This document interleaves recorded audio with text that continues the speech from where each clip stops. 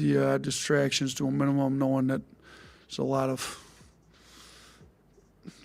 hype surrounding the Final Four. That's going to be a big distraction to players, but I think our guys stayed pretty locked in during the Sweet 16 week, and we're really focused on what they had to do against Carolina and Clemson. I'm hoping we're able to maintain the same focus. UConn's obviously super talented. I mean, they're picked to win it. They've kind of run through the tournament the last year and this year. Don't think they've even had a single-digit win. So, we've got a daunting task in front of us, but, we're going to give our guys a game plan, and they've done a pretty good job getting locked into the scouting reports here these last 4 games in the tournament. And, we're going to give them a game plan that'll give us a chance, and we're going to have to make some shots. UConn's going to need to miss some shots. We're going to try to play the way we play. We're not going to change our style. We're going to try to play fast. UConn's transition game's elite, so it's not like they're going to slow it down on us. When they get in the half court, their sets run a little longer. So if you guys that have gotten all into analytics look, and their tempo's slow like it shows on KenPom, it's more because their half-court sets are pretty elaborate and take some time. It's not because they don't run. Like if you watch their 30-0 run on Illinois, they get out and run. So our transition D's got to be great. They will run on you. Just if they don't get a layup, then they probably run the best sets of anybody I've seen all year. So we've got to do a great job in transition. We got to do a great job guarding the half court. We got to do a great job rebounding it because they get you on the O boards. They've got we had the number 1 offense in the country for a while. Wrightsville got hurt, and we've fallen. They have the number 1 offense in the country now, but they also have a top 5 defense. So they've kind of combined both sides of the ball that are elite, and we've got our hands full. So today was the first day Wrightsville was able to practice. He was limited in what he could do, but glad he was out there. And then based on, he's got day-to-day evaluations based on how tomorrow morning's evaluation goes. We'll see where he goes the rest of the week. Our hopes are that he's going to be able to play on Saturday, though. And then Nick, you guys were all in practice and saw he's playing. He's tough. He's kind of gotten through this foot injury that he's had, and I thought he looked pretty good in practice today. So, and nobody's going to be 100% at this time of the year. We know that. Just some guys are a little more banged up than others at this point. Coach, I just want to ask about Klingon, what you see from him, what stands out, and how does a guy like Irwin kind of give you guys a look at practice being 42? Yeah, I mean, Irwin was SEC Player of the Year, scored it pretty well in the post. He's not young like Klingon. He's not near as big, so he can't give us a exact look, but it gives us a pretty good look on a lot of post players in practice, so it's nice that we've got Irwin, as a grad assistant that's able to kind of go in on the scout team sometimes. But look, so our analytics company, they kind of ran the numbers. Like Zach Edey's the most efficient post player in the country. We played against him. He's obviously really good. Klingon's the second most efficient post player in the country. Like the points per chance when he gets the ball in the post are second best in the country behind Edey. So we've got our hands full. Baycott was good. We played against some of the best bigs in the country. At the non-conference, we had Edey, Ballo, Kalkbrenner. We've had Tennessee and Adu. We've had Tolu Smith. We just played against Baycott with North Carolina. But Klingon's a little different. He's not quite as big as Edey, but he's bigger than the rest of those guys, and he passes really well. So, you look at, if you don't double him, we've had issues guarding the post. If you double him, he passes well. Like, you got to pick your poison a little bit, and we're still trying to figure out exactly what we want to do with that. But, you may have to mix it up. I mean, if you give really good players the same thing over and over and over again, they figure it out. And he's been pretty good passing out. Some teams have been good playing him one-on-one, but they've also had a little bit bigger rim protection, and we've been good with kind of mixing it up a little bit, maybe like we did with Baycott. So we're still looking at all that stuff, and we're just starting to put the scout in. We've got 3 more days of practice before we play to actually get it all in. Yeah, Nick Pringle, how has his defense improved these last few games, or how have you seen his defense evolve this season? You know, he moves well. He's been playing tough. I mean, like double-digit rebounds. We've given him a little bit of help with, you know, kind of trapping the post a little bit. You know, we some of him maybe struggling on defense is some on us not putting him in the right spots all the time too. Like kind of us trying to figure out what works best with him. You know, but he's given us everything he's got these last 4 games. I think he's rebounded really well. You know, he's battled in there with some of the better bigs. I mean, you look at the last 2 games. I mean, Baycott and P.J. Hall, maybe the 2 best bigs in the ACC, and he kind of battled them head to head, you know, both games and didn't back down at all. So, you know, we maybe should have been helping him with some doubles and a little more digging down and a little bit of that because, you know, he's strong, he's athletic, you know, he's just not as big maybe as someone, but he moves his feet better and he can move. So we had to play to his strengths a little bit more. I think we're figuring it out. Better late than never, but he's been significantly better for us over this tournament run for sure. Nate, I'm going to try to ask this correct way. So, as you know, the Final Four is so huge, it's almost like a championship in and of itself. So it's like reaching that, right? So here you are. Is there some kind of, and the only word I can think of is relaxation, that may not be the right word, to the team in that you've made it here, now let's just let loose, let's play like we play, you know, let the chips fall where they may kind of thing, right? Yeah, there's a little bit of that, especially somebody showed me where the, was it the 4th largest point spread going in the Final Four in history. So, you know, nobody's going to pick us to win. You know, kind of playing with house money a little bit, if you will. But, you know, our guys, we weren't supposed to beat Clemson. We weren't supposed to beat North Carolina. A lot of people were picking against us because Grand Canyon. I mean, and I get it. Like, our defense hasn't been good all year. You know, you need a good defense to win in the postseason. But I think if you go run the numbers on our 4 games, if you take out from the time we got up 31 on Charleston, just take those minutes out because our guys relaxed a little bit, as would human nature would allow you to do when you're up 31. I'm not saying it's right, and I wish we had, and I wish we'd done a better job closing that game against Charleston. But if you take out the time from when we got up 31 on them and look at the rest of the minutes in this tournament, our defense has been pretty good. Not UConn's level good, but pretty good. So, you know, if you take a top 3 offense, and when we were healthy, we had the number 1 offense for a majority of the year, and put it together with a top 20 or 30 defense, you can be pretty good. So, you know, we're not going to be picked to win. I know that, but sometimes, you know, the best team, the one that's picked, doesn't always win. So we were an underdog against Carolina. Not as big as we are now, but we figured out a way to win. So I don't think our guys are going to relax to the point where they're not going to play hard and be ready to play. I think we played hard like these last 4 games. We're going to go in playing as hard as we can, but there's not going to be a ton of pressure on us. Like, we've made this school's first Final Four.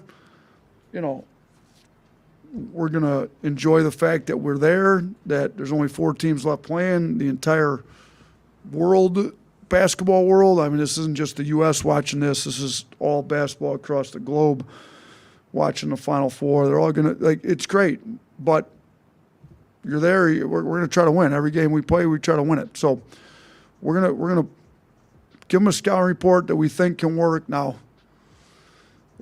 there's been a lot of really good scouting reports that went into the game and then it didn't look so good after the game. But we're gonna put one together that I think is going to be good, and our guys are going to play hard. They're going to give it what they got, and we're gonna try to win the game, obviously. But they're good, so I don't know that there's going to be a relaxation, but there's going to be we shouldn't be playing nervous. We should be playing free, hard, max effort, but with some confidence, knowing that we've got here, but also a little bit of freedom, if you will.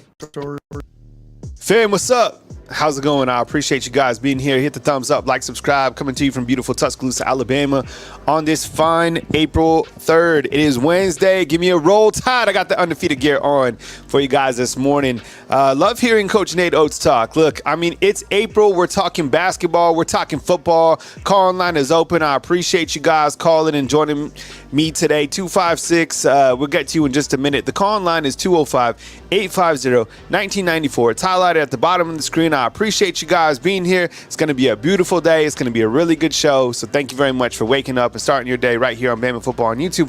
I know you're probably not waking up at 9 a.m. If you are, get going, right? Took the kids to school this morning, got the breakfast in. No workout in, but I'm still feeling good. I'll be working out tomorrow. Alabama will be working out today. So what to expect later on today, you have defensive interviews and get to hear from Kane Womack today as well later on, probably around like 5:30, 6 o'clock. So more stuff coming your way right here on Bama Football on YouTube. And, of course, we got the nightcap with the crew. Coach Smook will take you home. You got Ty Hayes joining me, and you also got Coach Smook this morning right here on Bama Football on YouTube. I think when you look to the Alabama basketball matchup against UConn, look, it's a David Goliath, whatever type of matchup that you want to call it. I mean, this is one of the biggest point spreads that there's been in the Final Four. I love it. Hyperactive, he's already in the afternoon. I appreciate it. And Patriot Life already dunking in with a 5-fan funder membership, so I appreciate it. If you guys join the website, I really appreciate you guys. Join the YouTube channel. Just hit the fan funder link. Only $2.99. I really appreciate you guys doing that. Patriot Life has literally built the community, and I know Caitlin wants to as well. So had a conversation with Caitlin this morning because I know that she wants to contribute as well. If you want to contribute, you could super chat. You could become a fan funder, or you could just hit the thumbs up. Special thanks to our sponsors as well at the bottom of the screen. Residents in Ocean City, Maryland. Rogue Shop, promo code is Bama, and then Demetrius Maynard, who's honestly a viewer like you, who is a subscriber. So we will keep you guys posted. I hope you guys are safe too. Last night's storms, I know they didn't hit Tuscaloosa directly, but they were kind of in and around different areas. I think, what is it, Chilton County, that there was some bad storms. So I hope you guys are okay. Tomorrow the kids are home from school, Thursday and Friday, but we still got the show going. And as I said today, you got defensive player interviews this afternoon. I think when you look to this Alabama basketball game, and I'll get to you 256 in just a minute. I think it's Coach Darrell calling in. The underdog mentality, I like it. Alabama, look, all the pressure is on UConn, and I like what Nate Oates was saying right there during his press conference. He was saying, look, I mean, they found a way to beat some teams that they were underdogs against. And I think the thing about Alabama is they've played such a quality schedule this entire season. You look at the games that they played in the beginning of the season, right? They lost to Clemson. They lost to Purdue. They lost to Arizona. And you look to what they've done in the last few games. I mean, this team is playing the best basketball. And I think they can run with UConn. I truly do. But, you know, it's up to them to play like a team and, you know, to just take it to UConn. I don't think you can look at this. The UConn team is beatable. They are, right? 35-3 on the season. They've had a really good, stretch of games. And that 30-0 run that they had against Illinois was crazy. This team is the truth, 100%. But I think Alabama basketball has enough, going right. I think they have enough momentum to honestly run with these guys. I don't know if they're going to win. I have no idea. I don't make picks, but, looking at where we're at, like, they wouldn't be a Final Four team if they couldn't play to this level. All right, we'll take a call. I think it's Coach Darrell leading off. Coach Darrell, what's up, man? I appreciate you calling in. Coach Nate Oates was talking about them being the underdog going into this game, but they found a way to win, against North Carolina, and they played some really bigs, right? I mean, Clemson, they were supposed to lose that game as well. Taking on UConn is going to be ultra challenging. We know this. What's your take as we get a little bit closer? The game is on Saturday, by the way. What's your take, Coach, as we continue to zoom into this Final Four game between Alabama and UConn? Go ahead. I like everything Coach Oates had to say. He said precisely what I wanted to hear. We know we're underdog. We know that we're going to be probably one of the largest underdogs in history. Yep. We understand that. But there's no way we should not be playing free right now. There's no way that we shouldn't be playing as if we can't win the game. And what he's basically saying to me, what I'm understanding he's saying is, I'm coaching them to win the game. Is UConn a formidable opponent? Yes. Mm-hmm. but UConn can be beat. They've been beat. They lost 3 games, and they're probably gonna study those games. They're gonna study some film intently on each of the other starters. What's their strengths? Everybody has strengths and weaknesses. What they like to do, which way they like to go, what type of shot they like, and they'll concede some type of defense as far as that goes. Offensively, the same thing. You got to make shots.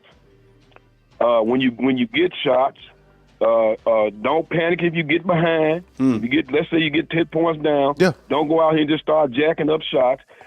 Get open shots. Get to the foul line. That's always a cure from getting behind. Get to the foul line. Get them in foul trouble.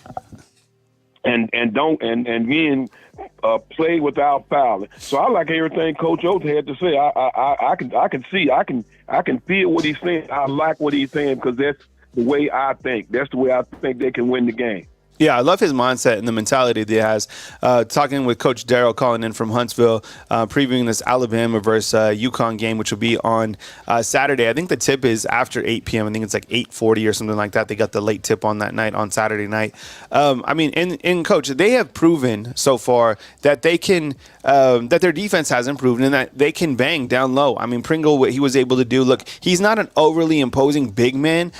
Grant Nelson, even though he is 6'11", he is not, he's not like a true big, but, he plays more on the outside, but he has showed a little bit, he played great against North Carolina, my goodness. So, and you look to how this team is coming together, Stevenson off the bench, maybe Right Set will come in and play. Mark Sears has been on absolute fire, who was the West region overall MVP. Coach, how does, when you look to this particular matchup, and you said it best. I mean, you come in and you don't get tight. You play loose. You come in. What do you think some additional keys are to this game when you're looking at Alabama versus UConn? Offensive rebounding on both ends. We got to keep them off the boards. We got to get some offensive rebounds. We got to help and recover. That's the number one thing in playing defense in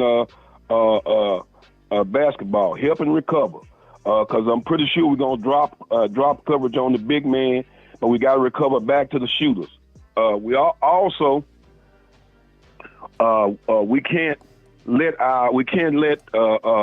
let's say if Nelson, for instance, Pringle gets into foul trouble. Yes, we can't stop what we're doing. We got to continue with the game plan. I like what Coach said. Either you believe in the game plan or you don't. We'll adjust it as it goes along, but we're going to help and recover. That's what we're going to do. We're not going to let this guy score 30 points inside and have 15 rebounds, because if that happens, we don't have a chance.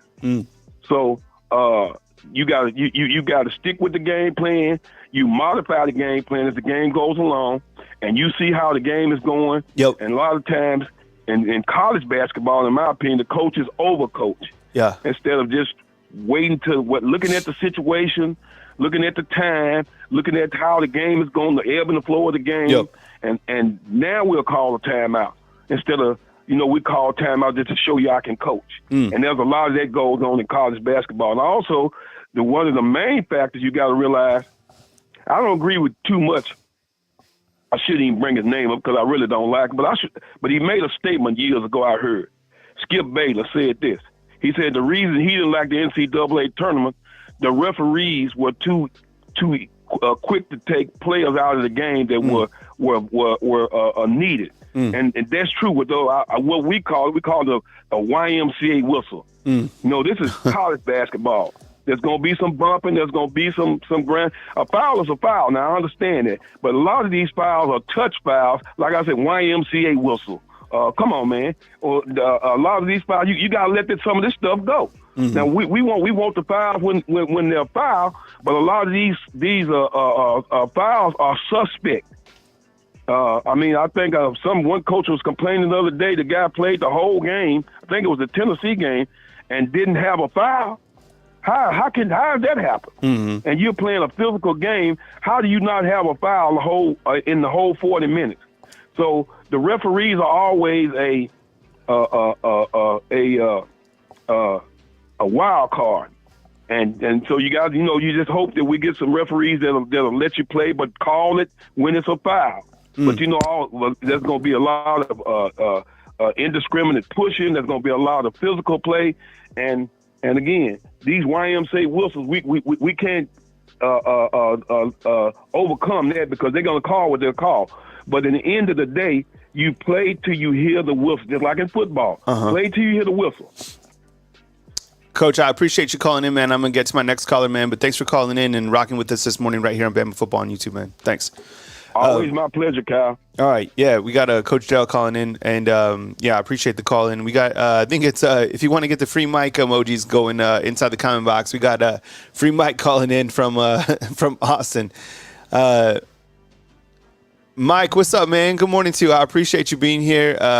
It's been a minute since we caught up, man, but I appreciate you joining us this morning right here on Bama Football on YouTube. Run the emojis, fam, of free Mike. Mike, what's up, man? Thank you, Kyle. Good morning. Well, not a whole lot's been going on here, man, because really time stands still around here, man. It's like it's very peaceful. Nothing goes on. I mean, the world could end, and I wouldn't know till next week, So it's very, very slow around here, no doubt about it. But, Kyle, this is a big game coming up for Alabama, this basketball game. It's been an amazing run for Alabama, this NCAA tournament, this March Madness, especially considering Bama lost 3 of their last 4 games going into the tournament. Yes. So it's really been a pretty amazing run. And Bama's beat some pretty quality teams, too. And like it's been said, the second team in history to make the Final Four and the football playoff Final Four in the same year. That's a major accomplishment, Kyle.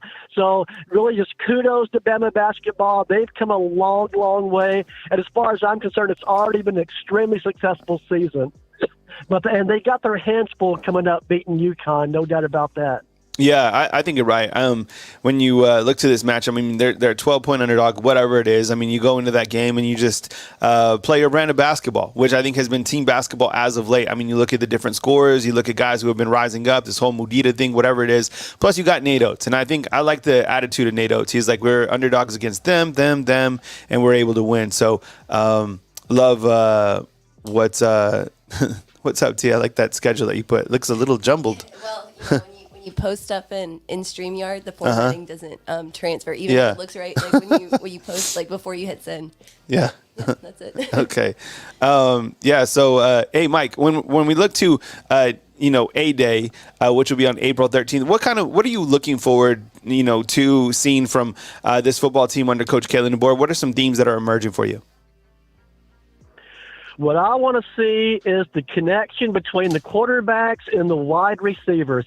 I'm pretty sure I'm going to know who the quarterback's going to be. It's going to be Jalen Milroe, barring the world ending. Jalen Milroe is going to be our quarterback, and I think he's going to be an improved quarterback over last year because this year he has experience that we didn't have last year. So I just want to see what receivers. I think we have talented wide receivers, and I think we have the right people in place.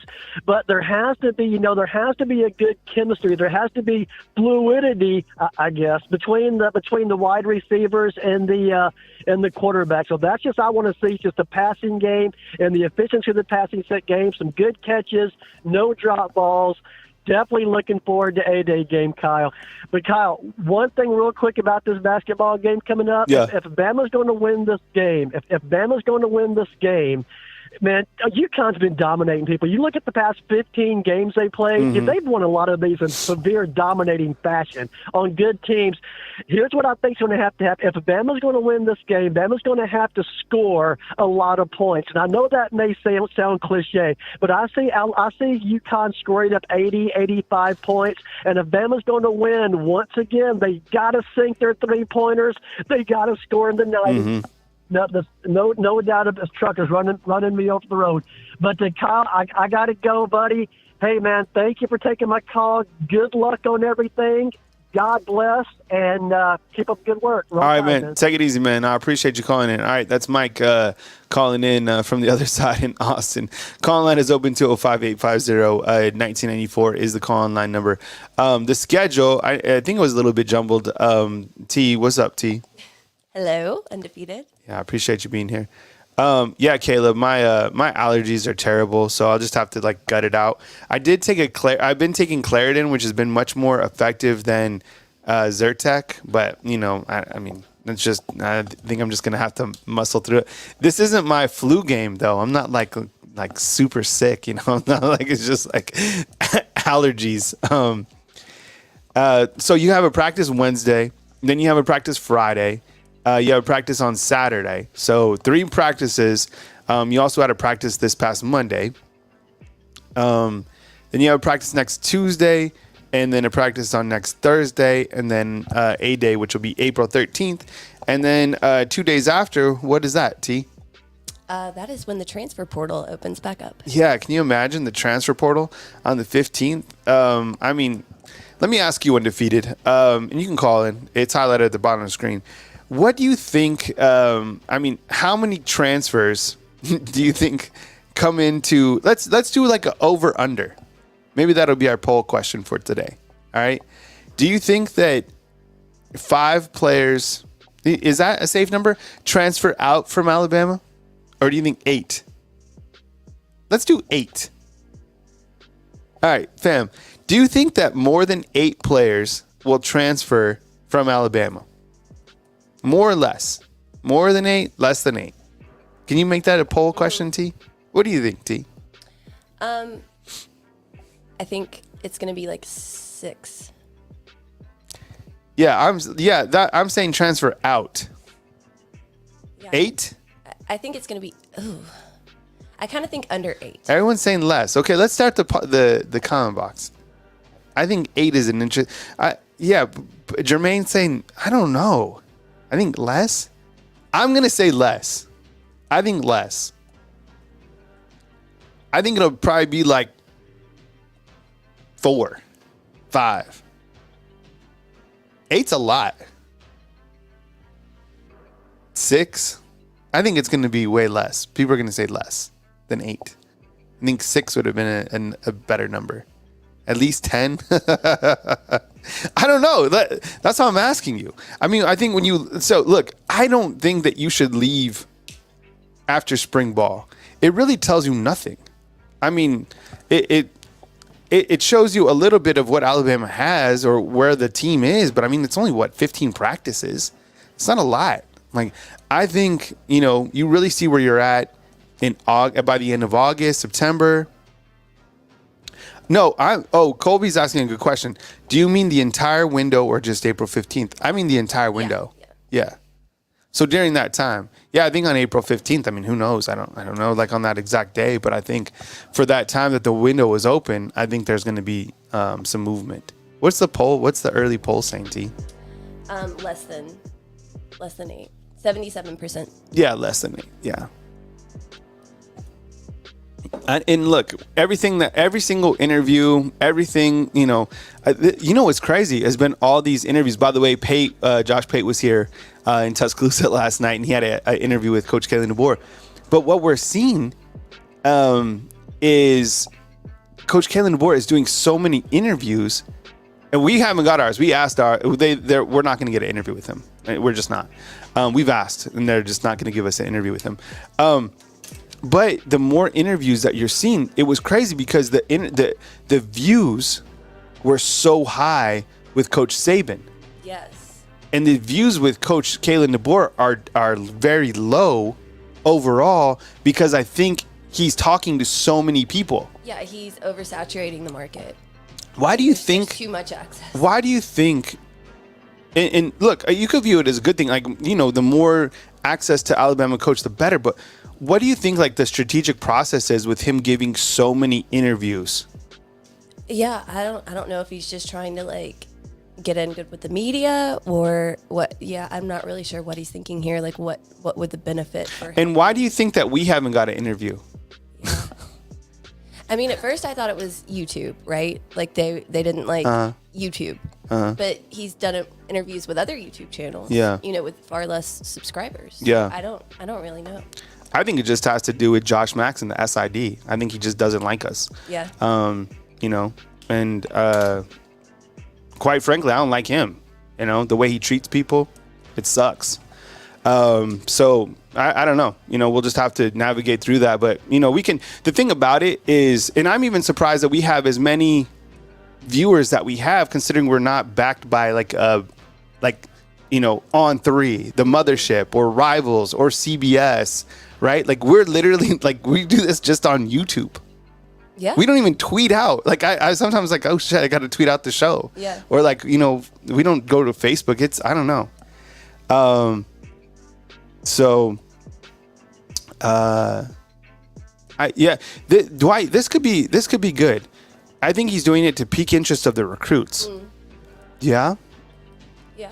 I mean, they've definitely because everything has been so positive right now, right? This is kind of like the honeymoon period.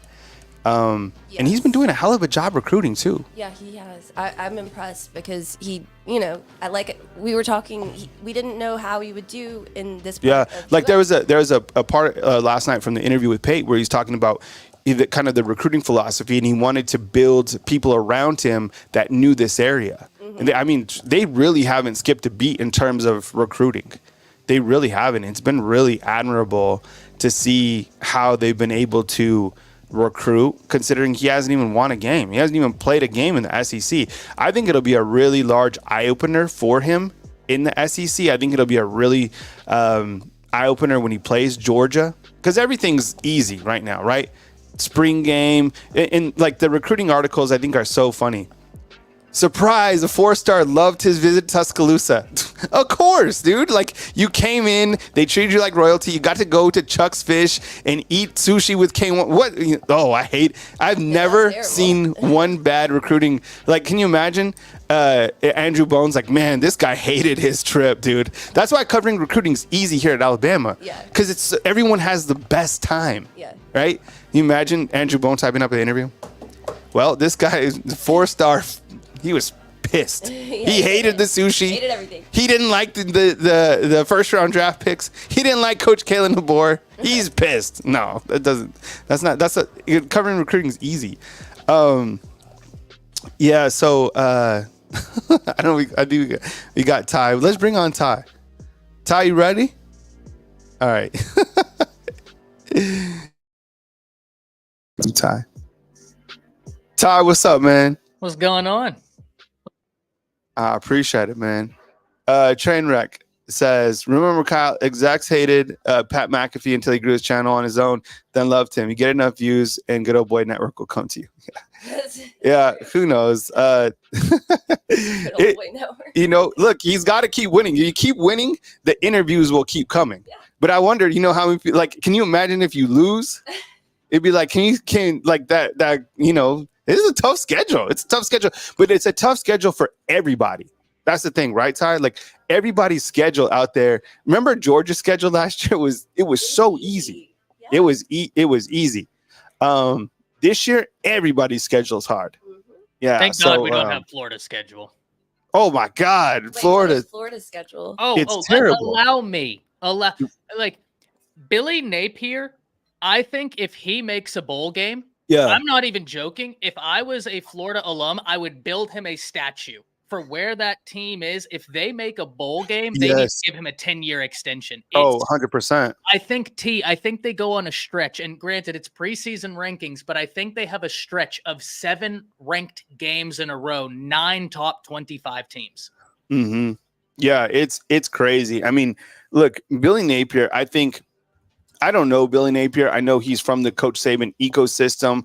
And I think it's always interesting to me right now to see kind of where the state of, Florida football, their program is, right? I think they're definitely underachieving, and you think they should be overachieving just because of the resources that they have. They're in the SEC. Florida, there's no reason they shouldn't be a top 10 team every single year.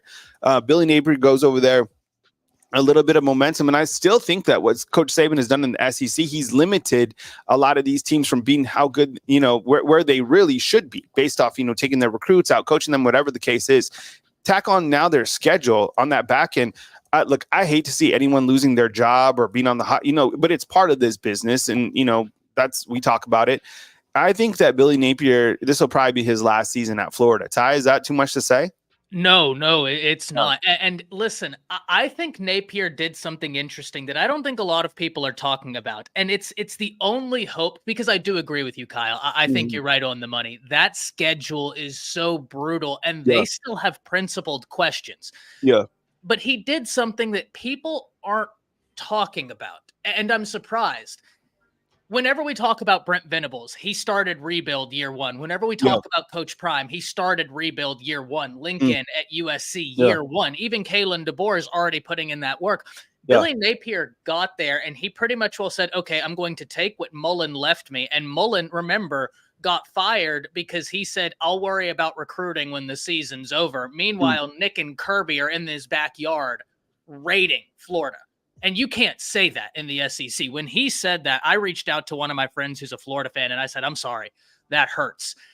Billy Napier started the rebuild in year 2. And the reason why I find that interesting and compelling is, does that give him, mixed with a brutal schedule, ammunition to maybe stay another year? Because he can look at the administration and say, hey, we're right in the middle of a rebuild. If you get rid of me now, you're still in the middle of a rebuild, but you're really starting from ground zero.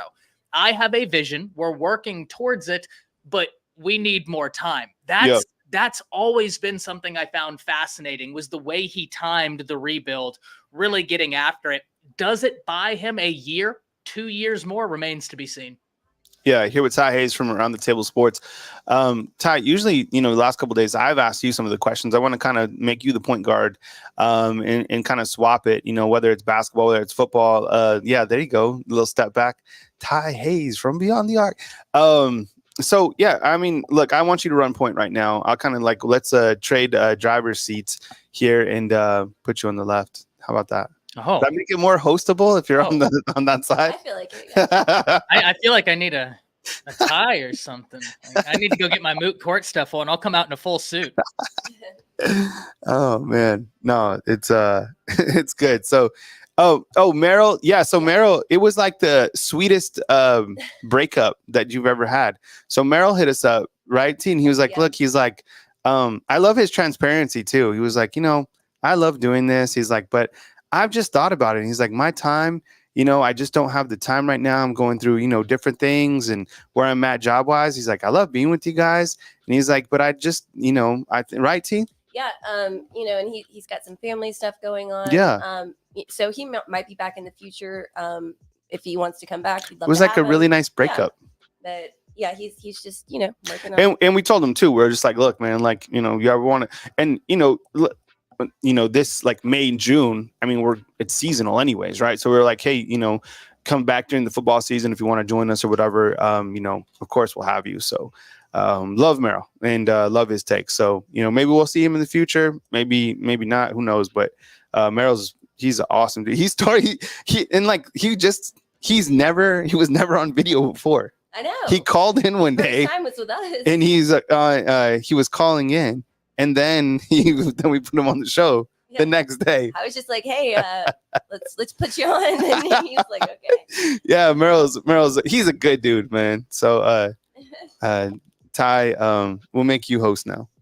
Yeah, listen, Merrill, guys, keep him in your prayers, right? He's a smart dude. He's always gonna land on his feet, right? Resourceful and a good person. And those type of people, they get taken care of, rightfully so. But 100%. Keep him in your thoughts, keep him in your prayers, because like Kyle said, he does have some things right now that he's working through, and I completely get it. Listen, I'm going to be keeping up with my guy. You guys already know I loved. We've dubbed ourselves, Kyle, the gruesome twosome whenever we'd come on here, Merrill and I. So yeah, you guys have really good synergy. It's like it's a good vibe. I love like the tandem approach. That's why I've been doing like the show. Like you get 30 minutes of a host, and this is everything will change kind of depending on what season we're in. But like right now, I like it 30 minutes solo, and then 30 minutes tandem, and then 30 minutes solo, 30 minutes tandem. You know what I'm saying?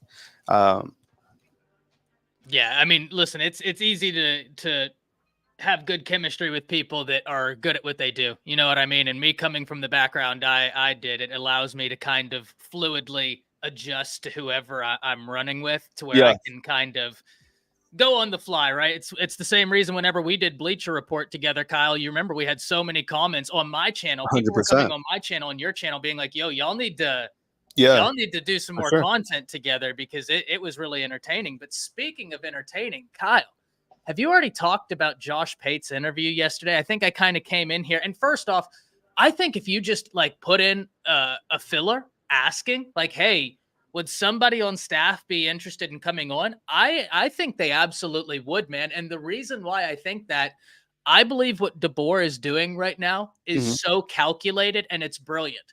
He knows you guys have only known me for 2 months, but I can accelerate the process of building relationships through the media so that I don't have to be in your living room recruiting you. I can use Pat McAfee as a recruiting tool. I can use Josh Pate as a recruiting tool. I can get acclimated to the people without ever having to go to their house, though he will be going to their houses. I just think that it's brilliant what he's been doing, but I have no doubt, man, if you put in a filler, there'd be a coach jumping at the opportunity to hop on this platform. Yeah, we've tried. Really? We've asked and they've just shut us down like every single time. Right, T? Yeah. I've reached out. You've reached Yeah. out. So I don't know. There's like some sort of weird like disconnect there, but I do like the approach. And I think what they're doing strategically is they're making sure, and this has never happened, but they're making sure that just like the brand is still very well intact. And they're showing kind of this new energy of the coaches and the regentrification of the program. And it's working really well. I mean, someone just asked inside the comment box about the next commit. And when you had 6 commits during the month of March. And I think that'll capitalize in, kind of what happens and catapult off that into April with now you having, think about this. Alabama spring, and I haven't looked at all the spring games, and I'm sure some will be on ESPN. I'm sure some won't. But ESPN last year, their A-Day wasn't on ESPN, which is crazy. Like their spring game wasn't. This year, they're back in that front seat, and every single time you turn on the TV or turn on YouTube, it's all Alabama football, and it's all Coach Kalen DeBoer. So you look to what everybody is watching from like the recruiting standpoint. I think like the brand is still very well intact. And I think how many, recruits do you think Alabama gets this month, Ty? You think more than 6? I'd say 5 to 6, right? Because one thing we got to remember is you're probably going to take about 25 in this class. I know that the numbers are now, you don't have to just take 25, but I imagine a lot of schools are going to leave some space for the transfer portal just because we know what that looks like. So I'd imagine 5 to 6. A-Day is going to be there. Excitement is high. And with this portal window, I'd imagine you have some kids out there saying, hey, I'd kind of rather get in while I fit in until they start filling spots via the portal in the spring window. So I think you'll have a few kids jump at the opportunity to commit. That way they have a spot locked up, ready to go. Yeah, and I was asking the undefeated earlier, and I think you just before you got here, how many transfers do you think leave from enter from Alabama, like leave? I just put the poll at 8, and it was way less. T, what's the updated result on that? So 76% still think it'll be less than 8. Yeah. What about you, Ty? I think it'll be less than 8. And I've said this, I will always say this, and you bet. Everybody, you bet whenever that portal opens up and I come in here dressed up, we're going to have a great time. But I am going to continue dropping the phrase, the transfer portal giveth, the transfer portal taketh. No one is exempt from this. Yeah. Georgia, after they lost the SEC championship game, had a wave of guys enter the transfer portal. It's the nature of the game. So, yeah, Alabama will have some people enter. I don't believe we're going to have anybody enter where we all just sit back and it's like, why in the world would you do that, right? Like, I had that feeling about a Trey Amos or even a Caleb Downs where it's just like, hey, man, and now looking at it, Downs in this 4-2-5 defense would be disgusting. Yeah.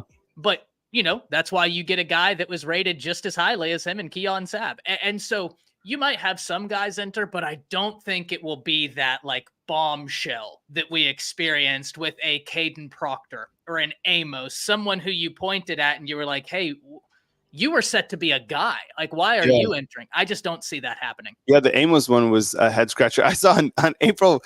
Did you get fooled? Did anyone in the undefeated get fooled on April 1st. I did. I got fooled. I did. Somebody changed their stupid avatar on Twitter to Hayes Fawcett, right? And tweeted out. And did you see that one? And tweeted out that Caleb Downs is transferring. And he told Hayes that he's coming back. It looked exactly like Hayes' thing. It was the same graphic and everything, and said he was coming back.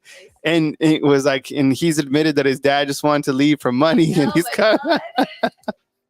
And I saw it. I didn't retweet it or anything, but I saw it and I was like, dang, I was like, I can't believe he's coming back. And then I was like, oh, I looked at the username and it was like Big John and Jasper or something. I was like, The best is like I saw one, and this was when everything was going down. Their username was Hayes Fawcett, but it was spelled differently.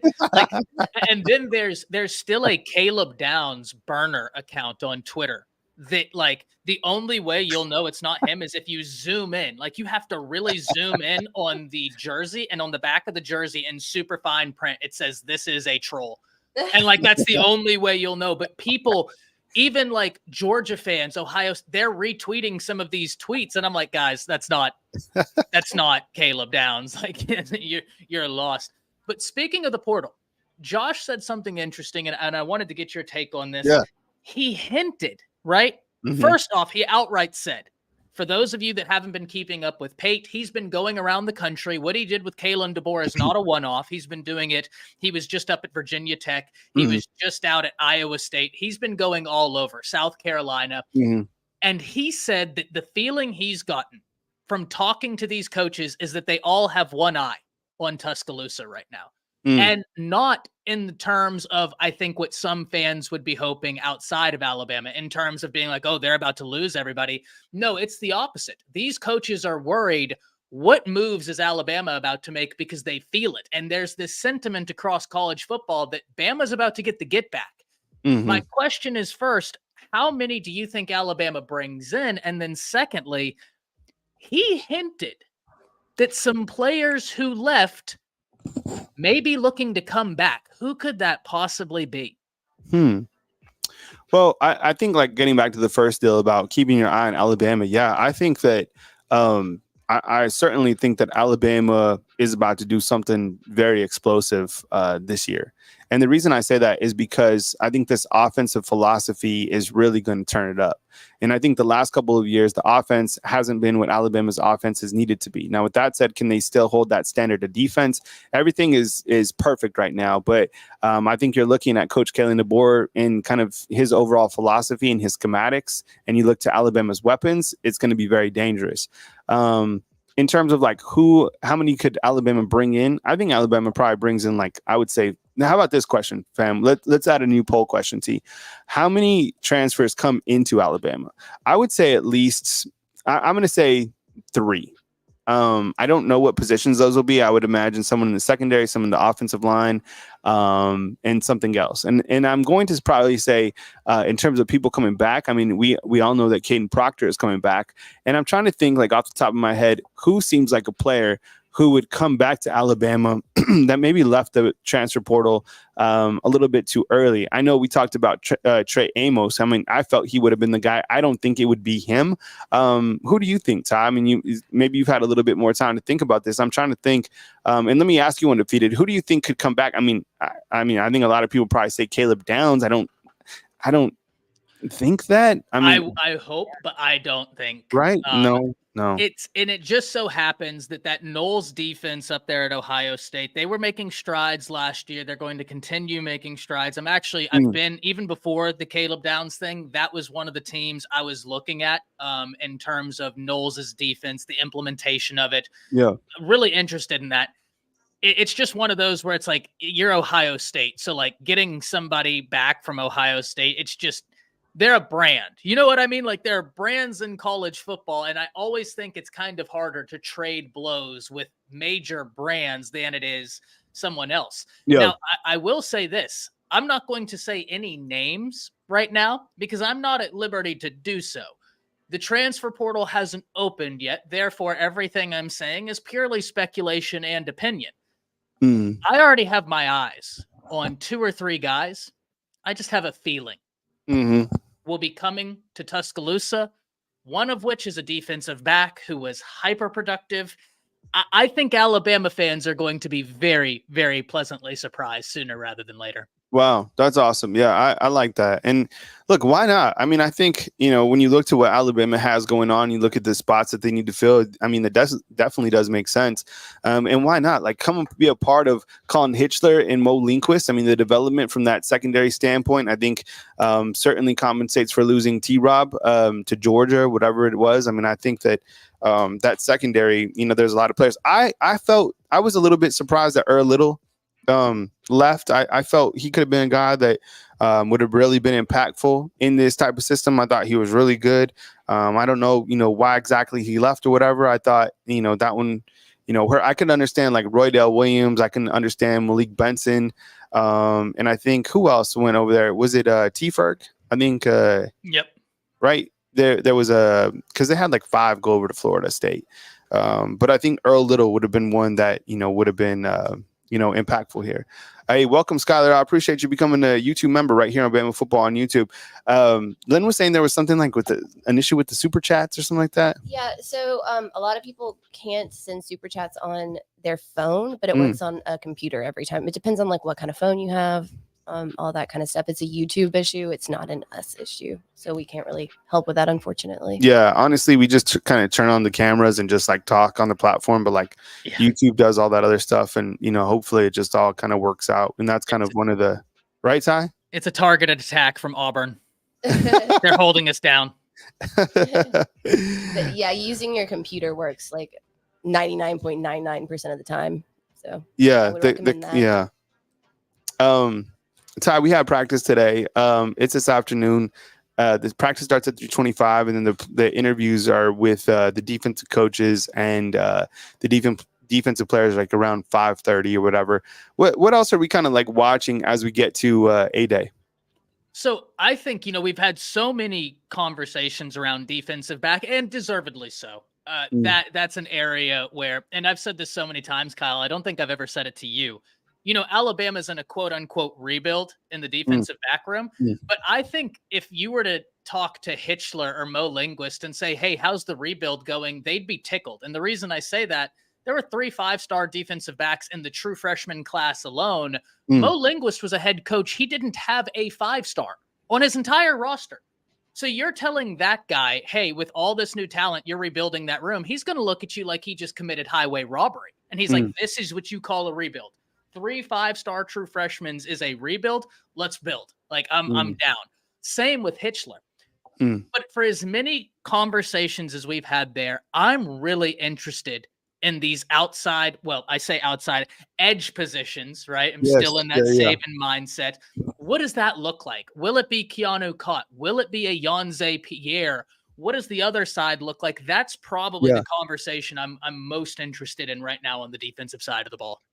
Yeah, I guess so too. And we talked about this yesterday. It was like, who would be, or I think it was on Monday whenever we had our show, is like, what are we going to see from, who's going to have the most sacks on this team this coming season? I just want to see, kind of the development with like a player like Yanze Pierre. I think him and Keon Keeley are certainly guys who we talked about them so much last year. They didn't get a lot of playing time. But those 2 guys, when you see them on campus, they certainly fit the part. And I know that Keon Keeley working with the defensive line has everybody. That's probably one of the bigger storylines, honestly, of this spring season is kind of, the development in him and like what is going to happen with Keon Keeley. Yanze Pierre is that guy. Who's also doing really well is Quay Russo. He's another guy who's turning heads right now. So there's so many guys. And Kane Womack, he's speaking the part. He has the energy. And I can't wait to, see this defense in action. I'm excited for A-Day. I know it's going to be really fun, but first we got the basketball game. If Alabama beats UConn, when is the next game? Is it that next Monday night? I think it's Monday night, right? Or is it Tuesday night? Can we look on that real quick? Because that's going to be imagine if Alabama beats UConn. That's going to be it's going to be a hell of a win. Biggest one in school history. And then that'll be a hell of a week because you'll have the national championship Monday, April 8th. And that's the what time is to be decided. Yeah, it's usually like at 8. So then Monday, and then on Saturday, I'm sure it's Parents' Weekend. Probably. No, it is probably because you have A-Day. Oh yeah. Yeah. So, man, that'd be crazy. Hey, fam, please support Ty Hayes, Around the Table Sports. You could also catch him on Bleacher Report when the college football season heats up, and support all the content creators out there. I mean, whether it's Josh Pate, who was just in Tuscaloosa last night, go watch his interview with Coach Kalen DeBoer. Really great stuff. JD Piquel on 3 doing a really good job as well. And all these guys who are getting the interviews, right? Like, they have worked for those interviews. They're behind companies, that have put them in really good spots, and they do a really good job, honestly. So definitely, support your other content creators out there. I know there's a million different Alabama football channels that you guys watch. Jimmy Stein, I feel like every single time I turn on my computer, he's on a different video. So those guys, everyone's doing their work. So definitely support all the great content creators out there. My name is Kyle Henderson of Bama Football on YouTube. Thank you for being here, and thank you for supporting me. But thank you very much for supporting Ty Hayes or Coach Smook or Coach Jarek or Coach Sean. Thanks to Patriot Life. Thanks to Caitlin. Thanks to all of you guys in the Undefeated. And special thanks to our sponsors, Residence Inn in Ocean City, Maryland. Promo code is LPR. Sponsor the Rogue Shop. Promo code is Bama. I think we have to get 8 sales a month. And Demetrius is a viewer like you. Yeah, and this just literally came into the email. I'll read it out to you guys. There's a watch party taking place. I said there'd be a watch party at Coleman. Didn't I say that? All right. So Coleman Coliseum to host NCAA Final Four watch party. This is just in Tuscaloosa, Alabama. Fans will have the opportunity to watch Alabama's men's basketball in its first appearance in the NCAA Final Four from Coleman Coliseum Saturday, April 6th. The viewing is open to the public. Doors will set to open at 7 p.m. The tip is scheduled for 7:49 p.m. Central Standard Time. Additional details. Parking is available. Admission is free. Fans can enter through the north and east entrances. Metal detectors and clear bag policies are in effect. No outside food or beverage. Concession stands will be open. Merchandise will be available on the concourse. DJ, giveaways, sponsors, activations, and of course the staff from Bama Football on YouTube, T, Smook, and Kyle. I guess we should definitely go to this watch party. Yeah. Right? Absolutely. I mean, we're not going to go to Phoenix. True. All right, you guys. I heard they have Blaze in custody out there in Phoenix because he was trying to plan some shenanigans. But yeah, if they win, I have it on good authority that Blaze has something up his sleeve that's just going to be unfortunate. Yeah, you guys support Ty Hayes right here from Around the Table Sports. He's taking over. He's flying the ship right here at Bama Football on YouTube. I'll catch you guys as news happens. And of course, this afternoon we have practice. So Smook and I will bring those interviews to you guys here right here on Bama Football on YouTube, and then do our post-practice wrap on our stools from the parking lot. Holy shit! My word. My goodness. Caitlin with the $199.99. Her own emoji. Yeah, it's got to happen. At this All right, point. Caitlin is getting her own emoji. She's making Caitlin. Your emoji is being cooked right now. Okay, we're cooking it up. Caitlin with one. I think that's the largest super chat we've ever got. Right? I think so. I think that is the record. Elizabeth Reed was like up there for. But see, Elizabeth Reed did it in I different think she did. spots. Yeah, I don't remember her giving. But this is like Yeah. At one time, yeah, I don't. Roll Tide undefeated. This one's for you, and how great the Bama family is, and Kyle for starting out. I appreciate you guys, and thank you so much, Caitlin. Like, honestly, that Ty, will you leave this up? 100%. And it goes into what I always say, Kyle. Every time I start this segment, I always do the same thing. And I know the undefeated might be tired of hearing it, but I always give a shout out to the big three. Big three being yourself, T in the background, and then the undefeated. Because without those three components, this doesn't happen. For sure. Right? And, Like, and that's the great thing is like the community, the community of this channel is what drives this channel.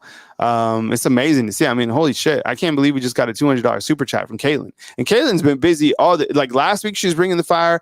This week as well. She's getting her own emoji. T's working on the emoji right now. We're almost done. So Caitlin has we have Patriot Life has his own emoji, and so does Caitlin. And you guys support us. So, super chats, becoming a fan funder. That's how we pay the coaches. That's how we pay Ty. We really appreciate you guys so much. Thank you so much for joining us, Caitlin. That's an amazing send off as I, turn the keys over to Ty. So thank you, Caitlin. I really appreciate you. And I do. Caitlin and I actually talked pre-show because what she wants to do is contribute to the fan funders as well. And there's some technical issue. So, Caitlin, I'm going to be in touch with you and, we'll figure something out, but thank you so much for super chatting. Like that's unbelievable. Honestly, we appreciate you guys. Ty, take it away. And, I'll catch up with you guys as news happens this afternoon from the stools, with Coach Smook at, outside of, I was going to say Brian Denny, but they're at, the practice facility today. So I will see you guys, soon right here on Bama Football on YouTube. Ty, do your thing, man.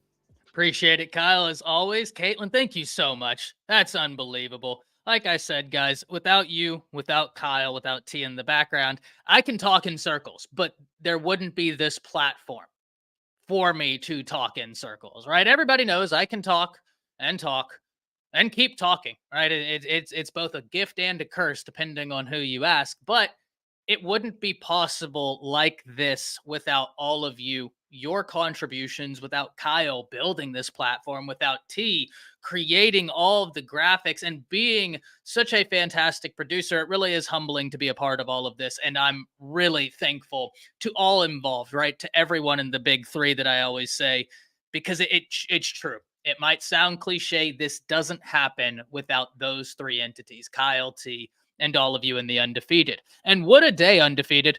We got the basketball game coming up. We got Kyle's chair coming up, right? Don't know that we're going to get much from Kyle's chair. Let me go ahead and... Yeah, there we go. So we've got a lot to talk about, right? We've got some recruiting. We've got basketball. I've seen some comments. I need to give some shout outs. Byron, Cynthia, Marquita, Shane, Nicole, Dwight, Moonrock is in the chat. Bama fan. Who else do we have? Caleb, I saw earlier, Pikel's a great dude, man. JD is a really, really good dude. He's a solid guy, man. I'm telling you. I've gotten to talk to him in the background. I've gotten to interact with him. He's a solid dude. I've never will say a bad word about that guy, man. He grinds. He's great at his job, and he is a good person, right? And so that's what you love to see. You like it when good people end up making an impact or making it, right? That's what this is all about. And it's awesome to see good people such as JD, such as Hayes Fawcett. I can personally tell you guys, that's a good dude, man. He and I spent 45 minutes on the phone with each other the other day. And he is a great person. Josh Pate, I can personally tell you, Josh Pate, as great as a content creator as he is, that's how good of a person Josh is. When I was first getting started, he spent 2.5 hours on the phone with me, giving me advice, helping me out, telling me like, hey, you can do this. Because I was thinking about going back into law, and he was like, no, you can do this. You have something, please continue. I will never utter a bad word about any of those people. Kyle does an unbelievable job, right? And that's why I'm blessed to be over here. That's why I jumped at the opportunity to be over here, because it's like-minded individuals. So I'm always going to speak very highly of all of those people, right? Josh Todd, yeah, Josh is a great person. For as great of a content creator as he is, he might be a better person. And that's saying something, because I think he's the gold standard in college football. But truly, for him to not only give me time, but he shouted me out on Twitter once. Like, he was just like, hey, if you guys like college football content, check out this channel right here. He didn't have to do that. He was putting his reputation, you know what I mean, on the line, being like, hey, this is someone you guys should check out. I will always go to bat for Josh. I will always be the first in that defense. So yeah, we're very lucky as college football fans to have some really great people in the industry covering the sport, people who genuinely love it. So well, nobody's Jesus except for Jesus, Moonrocka, but I can say genuinely, man, he's a great person. I always looked up to Josh. And you know how they always say, like, yeah, the people you look up to, maybe don't talk to them because you'll only be disappointed. That was not the case. Right. If I've ever hit up Josh being like, hey, man, I need advice, I need something, he has set time out of his busy schedule to talk to me, to give me advice. And that means a lot for up and comers, right? Seeing somebody who's the gold standard give their time, it just shows that there's a quality of person out there that's just like we talked about with Alabama quarterbacks, right? Sometimes you get lucky, and not only do you have 1% ability, but you're also like a 1% person. And that's what we love to see. Josh has small arms, though. Well, with his, yeah. Okay, Shane. You guys are absolutely killing it. Josh Pate is great because he actually understands what college football is and what it should be. Josh, listen, he would have my vote for president of the NCAA. Now, turning our attention to Alabama, if you guys see me slowly like going down, it's because my chair, for whatever reason, the hydraulic on it has picked today to stop working. So I have a video that's coming out later talking about some Alabama football news. And whenever I'm doing the video, you'll notice at the start of it, I'm sitting very tall. Well, by the end of it, I'm not very tall. I have continued to shrink, and that's because the hydraulics on the chair, they have abandoned me. So you might see me struggling, but that's okay. We struggle together. Ladies and gentlemen, we've got to talk about some recruiting because Alabama is playing host to several big-time prospects. This is nothing new, but we need to dive into who these prospects are. First and foremost, let's talk about a Micah DeBoer from the state of Alabama, standing 6'5", 315 pounds. Number 68 player in the nation, number 8 offensive tackle, and number 6 in the state of Alabama per the 24/7 Sports Composite. And one thing that I find compelling here, yes, there are already crystal balls inserted for DeBoer to LSU.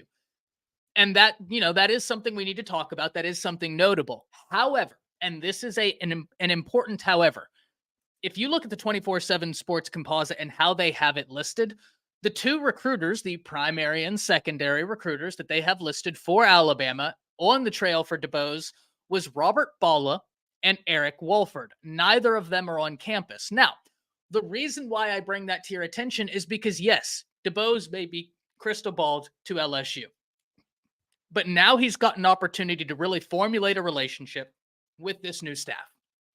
And that could be something that's really compelling.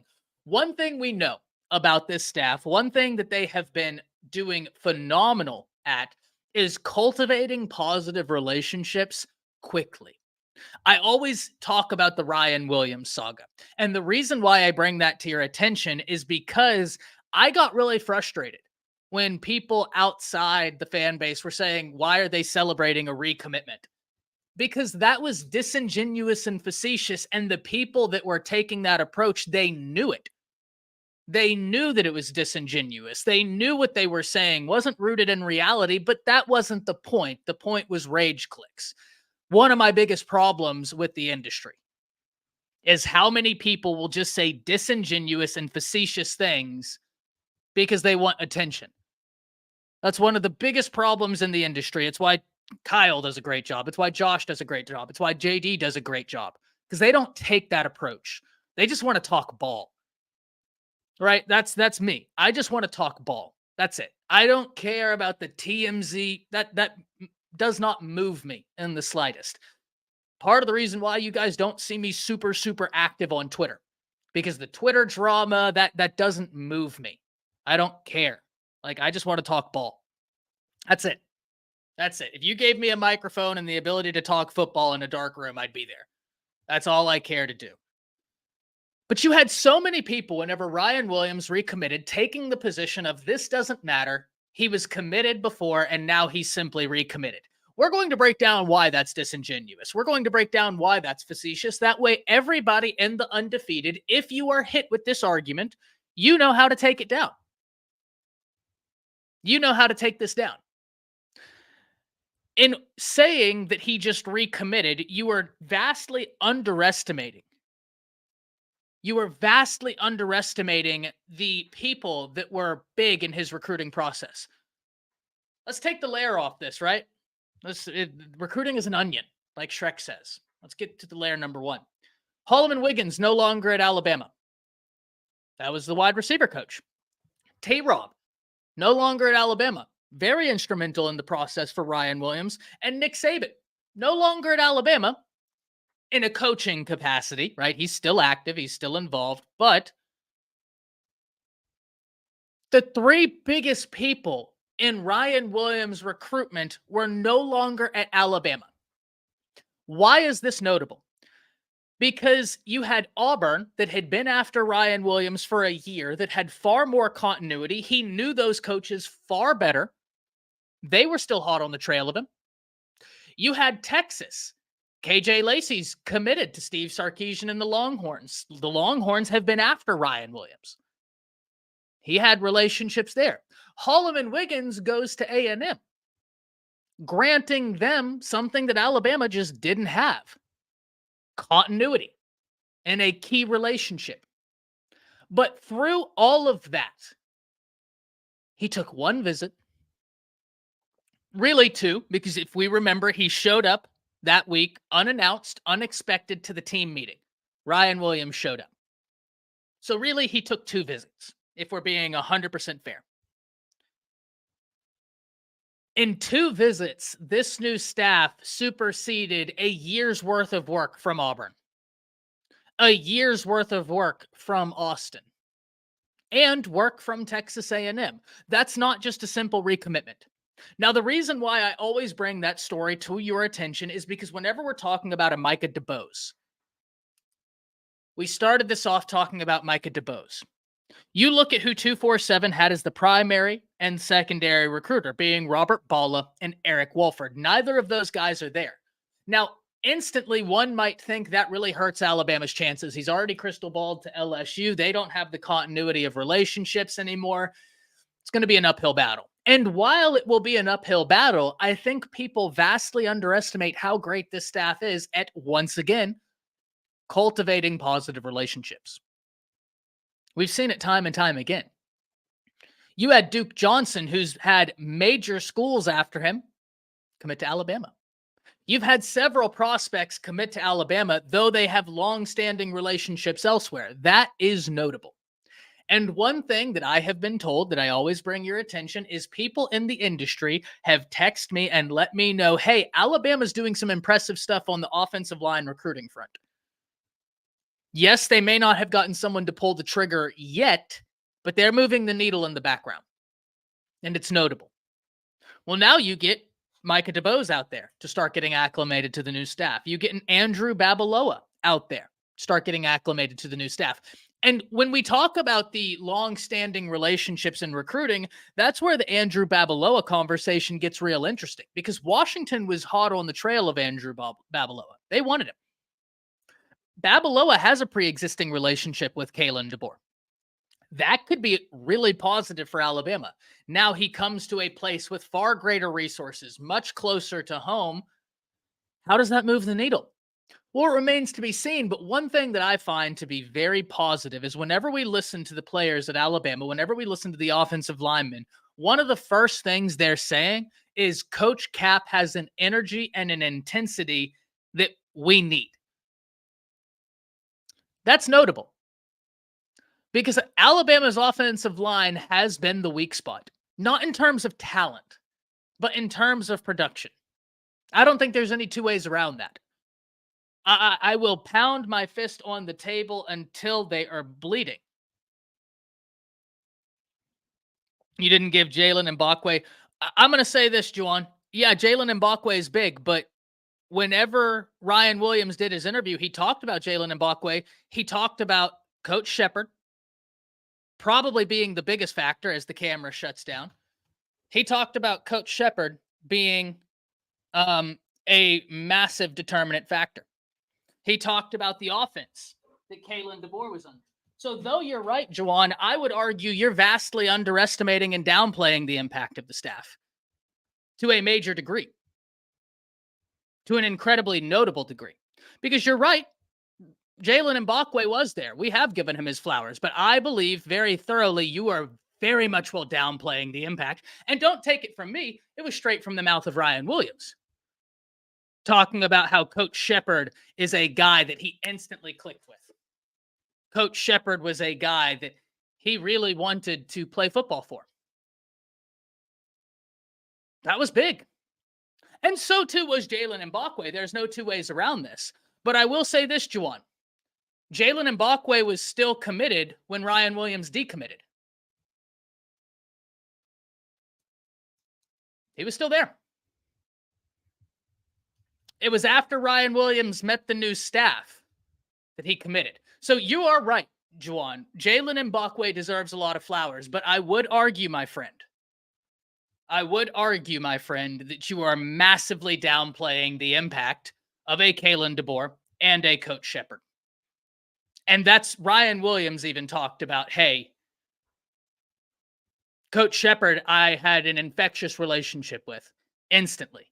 Kalen DeBoer was talking about that doesn't happen without him believing in the staff, because Ryan Williams was a part of the class when Jalen Mbakwe was there. Jalen Mbakwe never decommitted. Jalen Mbakwe always stayed true, but Ryan Williams, he was like, okay, well, I need to know what the staff is going to do, because those are the guys that are going to be scheming me open. You know what I mean? So I certainly think you're right, but I also think that we're massively downplaying the impact of a Coach Shepard, of a Coach Kalen DeBoer here. But that's not to say that, it's all one or the other. I think it's a combination of both. Oh, I've always given him his flowers on there. But we're also talking about how Juwan, context is incredibly key, right? We're talking about how the staff is building key relationships. That range true. Both things can be true at the same time, right? Mbakwe was big, but this staff, let's not downplay how good they are on the trail, right? Let's not downplay how good they are at the trail. Caleb says, may I ask why your logo is an anchor? Because whenever I first got started into this, I didn't know, you got to remember, man, when I came to college, I didn't even have consistent internet in high school. I got to college, and that was the first time in my life I ever had access to consistent internet, because I grew up in the sticks. I grew up in the country, taking a long dirt road to school, And so whenever I first started, I just was like, I just need a logo. And that's just kind of how it happened, and I've just never changed it. I've just never changed it after that. Had a visit Monday. I don't know if he has a committable offer, Mike. I don't know if a committable offer was extended. That's the only question I have. But, Mike, I will say this. I love Zoller's game. Love Zoller's game. No doubt about it. No doubt about it. He's got an unbelievable attribute. I think he's one of the top quarterbacks in this class. I'd love to add him in. I just don't know if it's kind of one of those things where the staff wants more time, right? I think maybe the staff might want more time, and with his commitment coming up, unless he's to push it back, I don't know. We'll see. I love his game, though. I really love his game. I think he's a fantastic quarterback. Coach Smook and I were actually breaking down Coach Smook far more than I, but we were just kind of talking yesterday about his game. Really, really talented quarterback, great eye discipline, which is something you love to see out of a high school quarterback, the ability to keep your eyes downfield. And yeah, I asked and apologized about Matt Zoller's comp. I don't know, man. I usually I don't know who I would comp him to. I don't know the answer to that. It's hard for me to give comps for players in high school, right? Unless they just scream somebody. So I don't know. But what I can say is, I don't know that I can give you an exact comp, but what I can do is talk about a series of quarterbacks that we have seen coming out of high school that have a rare ability. And its ability you're seeing more common. But the ability is that eye discipline I talked about. It's something Bryce Young displayed. It's something that Ty Simpson, in some of his high school film, he was displaying. You look at Caleb whenever he was up in Washington, D.C., and I'm not comping him to any of these guys. I'm saying there is an attribute to the game with these athletic quarterbacks where they can use their legs, but they understand, hey, I can move you with my legs. I don't have to just take off to get this first down. I can use my legs as an extension of the passing game. And that understanding is something we've seen out of a few quarterbacks, and those quarterbacks tend to be very successful. Very successful. That's a great question, though, Shane. I don't know who I would comp him to directly. But I do think that he is really, really talented. Really talented. And I would put him in that wheelhouse of quarterbacks that have a great understanding of how to utilize all their attributes to maximize the passing game. This is what I always meant, Shane, when I said Bryce was a wizard. Bryce would start going out the pocket and you'd see defensive backs start coming up. And Bryce would say, cool, thank you. And he'd put it right over their head.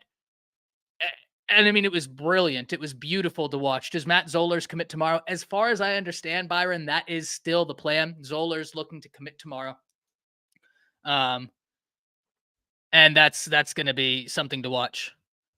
We talk about relationships. These kids are recruiting for universities, and some has nothing to do with the coaching staff. Not saying they don't play a part, but these kids do just as good of a job. Oh, nobody's saying that they don't, Juwan. We've talked over here ad nauseum about Jalen Mbakwe's impact on that situation. We even, Coach Smook, Coach Jance, and I even said that Jalen Mbakwe should get Recruiter of the Year. So we've had that conversation, but contextually speaking, whenever we're having the conversation of how this staff is building out relationships, the Ryan Williams example absolutely still stands because there was long-standing relationships.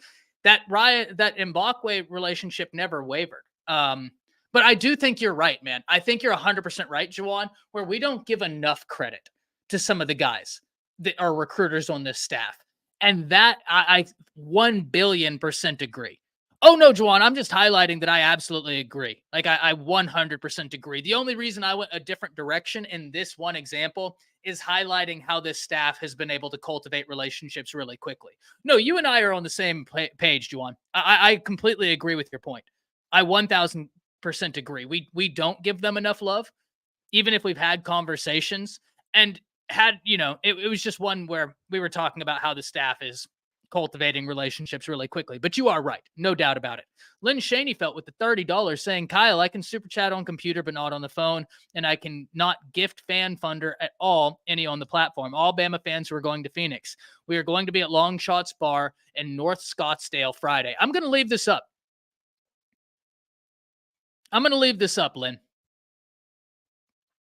Thank you very much for the donation. But everybody, if you see this right here, I'm leaving this up because Lynn organizing stuff for the Tide family, right? Organizing stuff for the Tide family. Juwan says, I agree. Oh, yeah, no doubt, Juwan. You're 100% right, my brother. You are 1,000,000,000% right in all of your analysis. No doubt about it.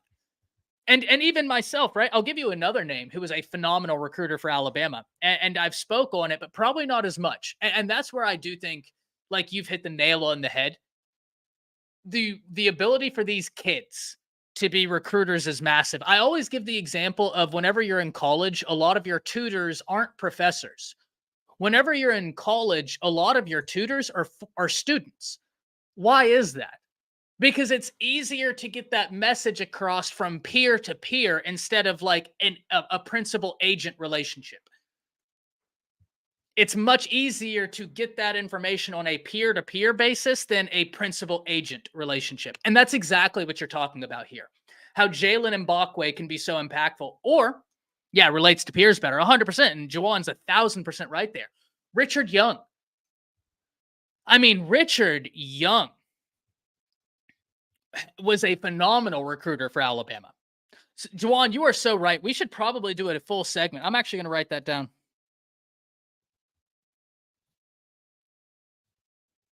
We'll do a full segment on that because you're 1,000% right. The ability to be recruited from a peer-to-peer is an incredible thing. Byron says, so Georgia secured the last Zollers visit before his commitment. Yeah, remains to be seen what they do, right? Something to watch, no doubt about it. Spring portal is going to be wild. Let's get this back right here. That way everybody knows if you are heading out to Scottsdale. Lynn is organizing with other Bama fans, going to Long Shots Bar and Grill, North Scottsdale, Friday. If y'all are out there, would love to see y'all get together. And Lynn, if you wouldn't mind, when you're there, take a picture. Take a picture of everybody. Tag myself, tag Kyle, tag Smook, tag Jance, tag Coach Sean. And we'd love to spread that around, right? Because listen, I'm not saying those things win recruiting battles, but when these recruits see fan bases as ravenous as Alabama and they're like, oh, they travel like that, like they're represented everywhere, Come on, it is a little bit enticing, yeah? Right? It is a little bit enticing. They're like, oh, geez, this fan base travels like that. Okay. I think that'd be awesome, man. Appreciate that, Lynn. I think that would be really cool for us to kind of spread around, just showing how much this fan base, I mean, how passionate they are. Absolutely. How passionate they are. So whenever we're talking about recruiting and what's to come, understand that April's going to be big, but so is May, so is June, so is July. Alabama has always had great summers. How many times in the past has Alabama been outside the top 40 recruiting classes in the nation come May, and then they just skyrocket? I anticipate something similar will happen, though they're now starting from top 10. And that right there is awesome. That right there is 100% awesome. Ooh, these allergies are trying to kill me.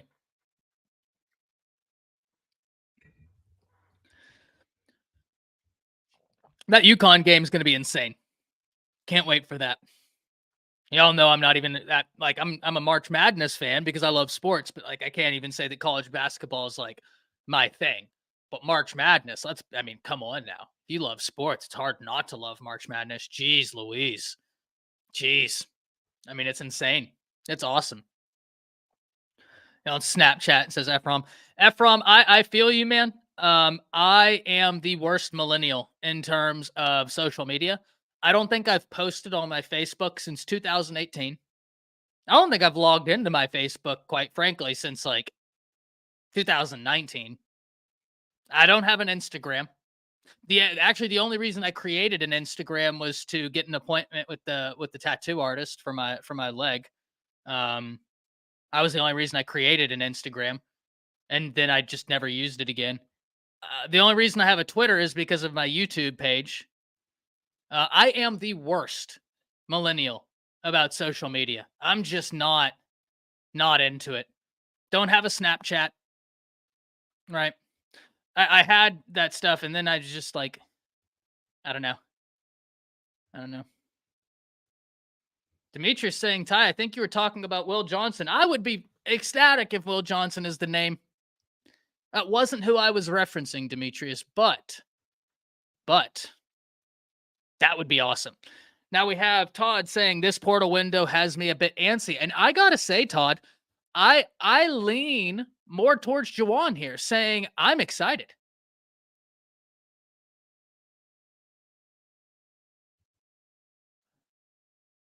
I look at it as a good, it definitely has its positives, no doubt about it, man. It, like, don't get me wrong. I know I should. But in terms of the portal, Todd, I lean more with Juwan here, saying I'm excited. I'm very excited. And Josh Pate did a lot to stove that excitement the other day. He did a lot to cultivate and foster excitement because he was talking about how, hey, I've been around the country. I've talked to these coaches, and there's a feeling that right now people are waiting. Now, will Alabama lose some? I would imagine so. And I always say, the portal giveth, the portal taketh. That's the nature of the beast. That's the nature of the beast. There's nothing we can do about that. It's just to be anticipated at this point. But it's who you bring in. That's what I'm really interested in.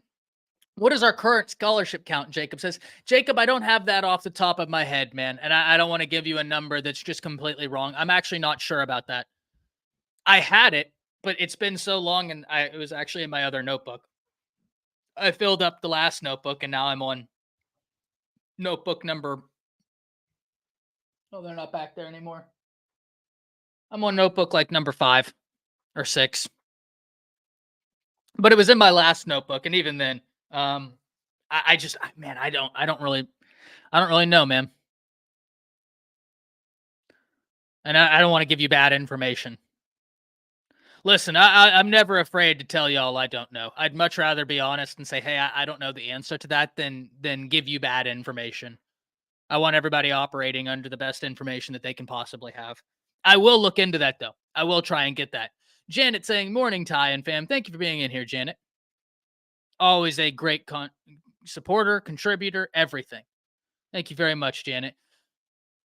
Byron saying Athens, Georgia remembers me of a few. Ty, please tell me what blue chip recruits see in it. I've never been to Athens, man.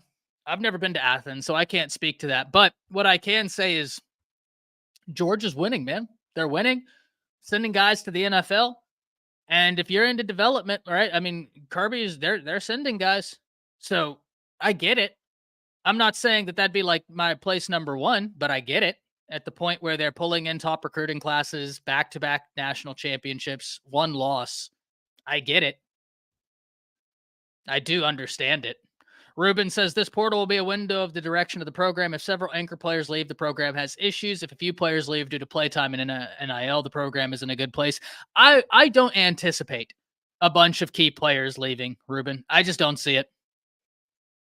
I just don't see that happening. I think we'll have some people leave because, like I said, the transfer portal giveth, the transfer portal taketh. But I don't think we're going to have a bunch of like guys leave that we look at in the same lens that we did when Saban retired, where we were like, why are you leaving?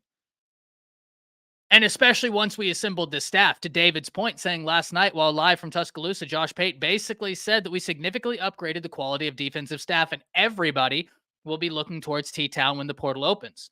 And listen, Josh has gotten heat from this before because people are like, oh, you're saying that the staff is upgraded and Nick Saban's not there? Yeah, he's saying that top to bottom, the defensive staff is better, top to bottom. Like, just because the GOAT isn't there, we can then talk about, okay, so Nick Saban's the greatest college football coach to ever live. Check. I love Kalen DeBoer, but Nick Saban's the greatest college football coach to ever live. There's no argumentation there, right? It is what it is. But then you look at DB coach. You look at outside linebacker coach. You look at linebacker coach. You look at safeties coach. All upgrades. All upgrades. You keep Roach. A huge win. He's right on the nose, as usual, and you guys know what time it is. Bama has 77 scholarships. Chris, thank you very much for that.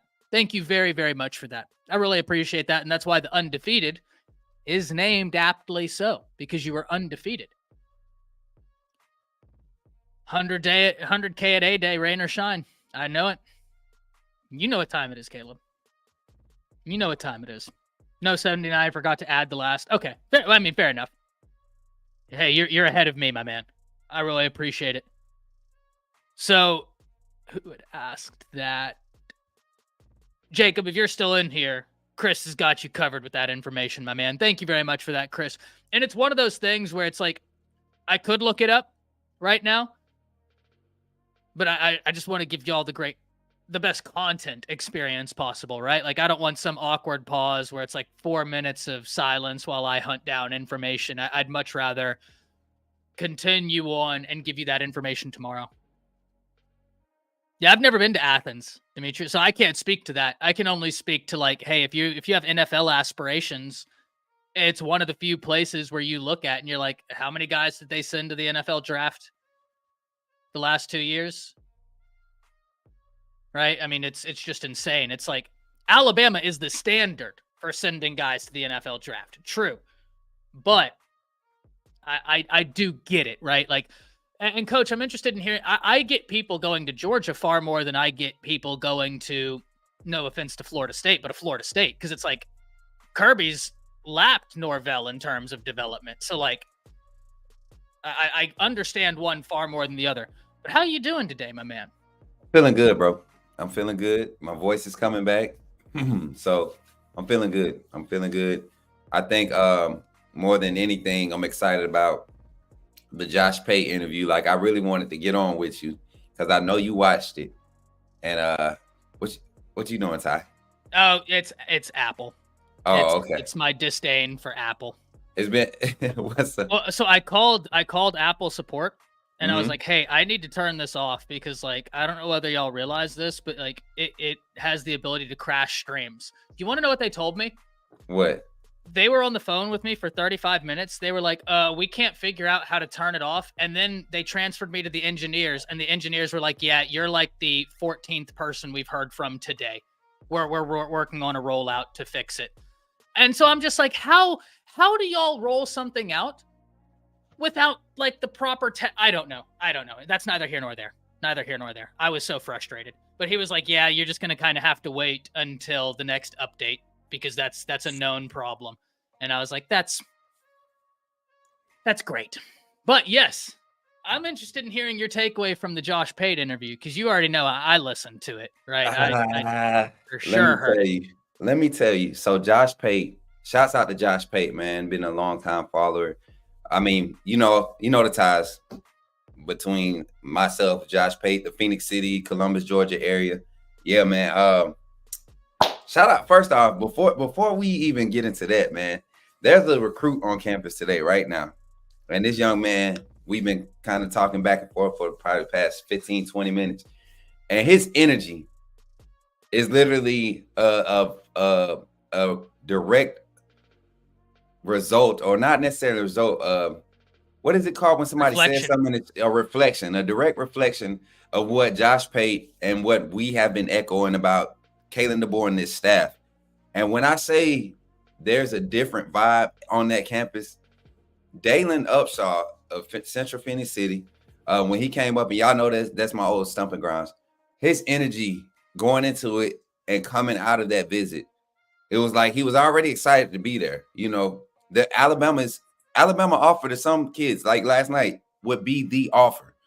And some kids are ready. And that now that you have a different energy, and there's nothing wrong with different.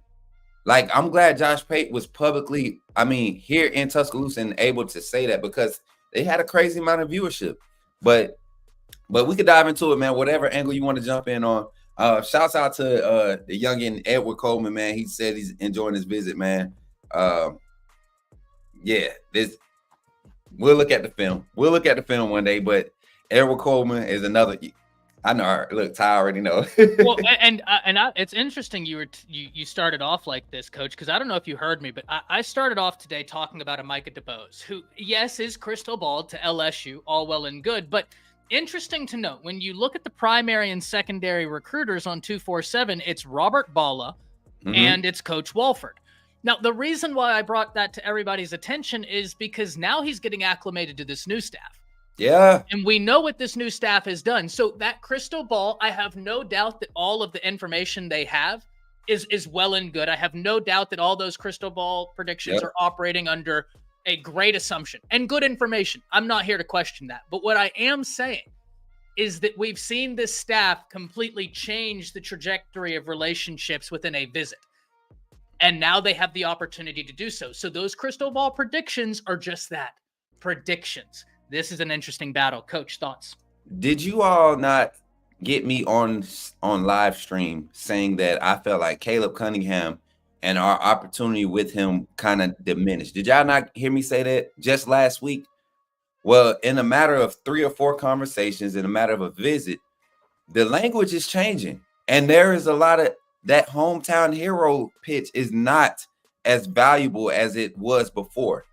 You get what I'm saying? So do not be surprised with some of the moves that might be, not with just the portal. I know everybody hype about the portal, but recruiting is where you really win the fight, where you win the battle. And when you can get a lot of top end recruits to buy in, to come in and competing and being a part of a culture that's going to breed championship, that's going to breed value in this new NIL state. Like, just imagine being the top college football program in the world, as Alabama once was during Coach Saban. Imagine what those 2009 and 2014 players would have made under Coach Saban if NIL was legal. And, you know, you got a chance to establish NIL, name, image, and likeness through the university because you're committed to a brand. And now you get to grow your brand through that brand. Like, that's what the design is supposed to be for. And Coach Kalen DeBoer and his staff are using the nuances of what needs to be applied today. And they're maintaining, in so many words, the foundation that Coach Saban set and creating culture that is attractive to the man. I'm telling you, it's something serious. It's something serious. I talk to recruits every day. Every day. You guys seen 2 on yesterday. I talk to recruits every day. And the same thing. I don't know if they all know each other, but the same message is being portrayed. Especially in this, and then this is another thing, Ty, and I'm gonna give it right back to you. Especially when they had a visit before Coach Kalen DeBoer and now with Coach Kalen DeBoer. Some of them haven't even had official visits. A lot of these are unofficials. And this is the type of energy we get. Just wait till the photography sessions and all the suited and booted sessions happen with the camera. Wait until they. Oh my God, it's gonna get crazy. It's gonna get crazy. Demetrius said, "What did y'all think about Milroe's pass to Kobe Prentice? Loved the catch, but I didn't think there was anything just like crazy about it. What I saw is that he wanted to go somewhere else, realized, hey, that's not an option, and he got to read number 2, read number 3. Wasn't that exactly? Pass. Wasn't that what we wanted to see? Exactly. This is what I be saying about the doubters. Like, they'll get exactly what they asked for, and then they'll turn around and criticize it because it's not perfect. Like, he's going into his second year as a starter at the quarterback position at the University of Alabama under his third offensive coordinator. Yeah, under his third offensive coordinator, man. What I saw was someone who, like I said, he very clearly wanted to release it to whoever was on the outside. I mean, he went through the motion and got right here and then said, nah. Yep. And like this. No. Hold on. My fault, Demetrius. My fault. I'm not calling you a doubter. I'm just saying that's what people try to. No. Demetrius, you're understood. Yeah, we know what you're saying. Yes. We know what you're highlighting, but I was saying this is a larger point. Yeah. Off of your comment, not aimed at you. Yeah. No. We know Demetrius has been right there with you and I, Coach, just like pounding the table about Milroe, being like, you can doubt. But what I saw, like I said, someone who wanted to fire to the outside said no, and then instantly reset and hit a secondary option. That's what we asked for out of last season. He's already doing it. He's improving, ladies and gentlemen. Yeah. Quickly. And that's scary.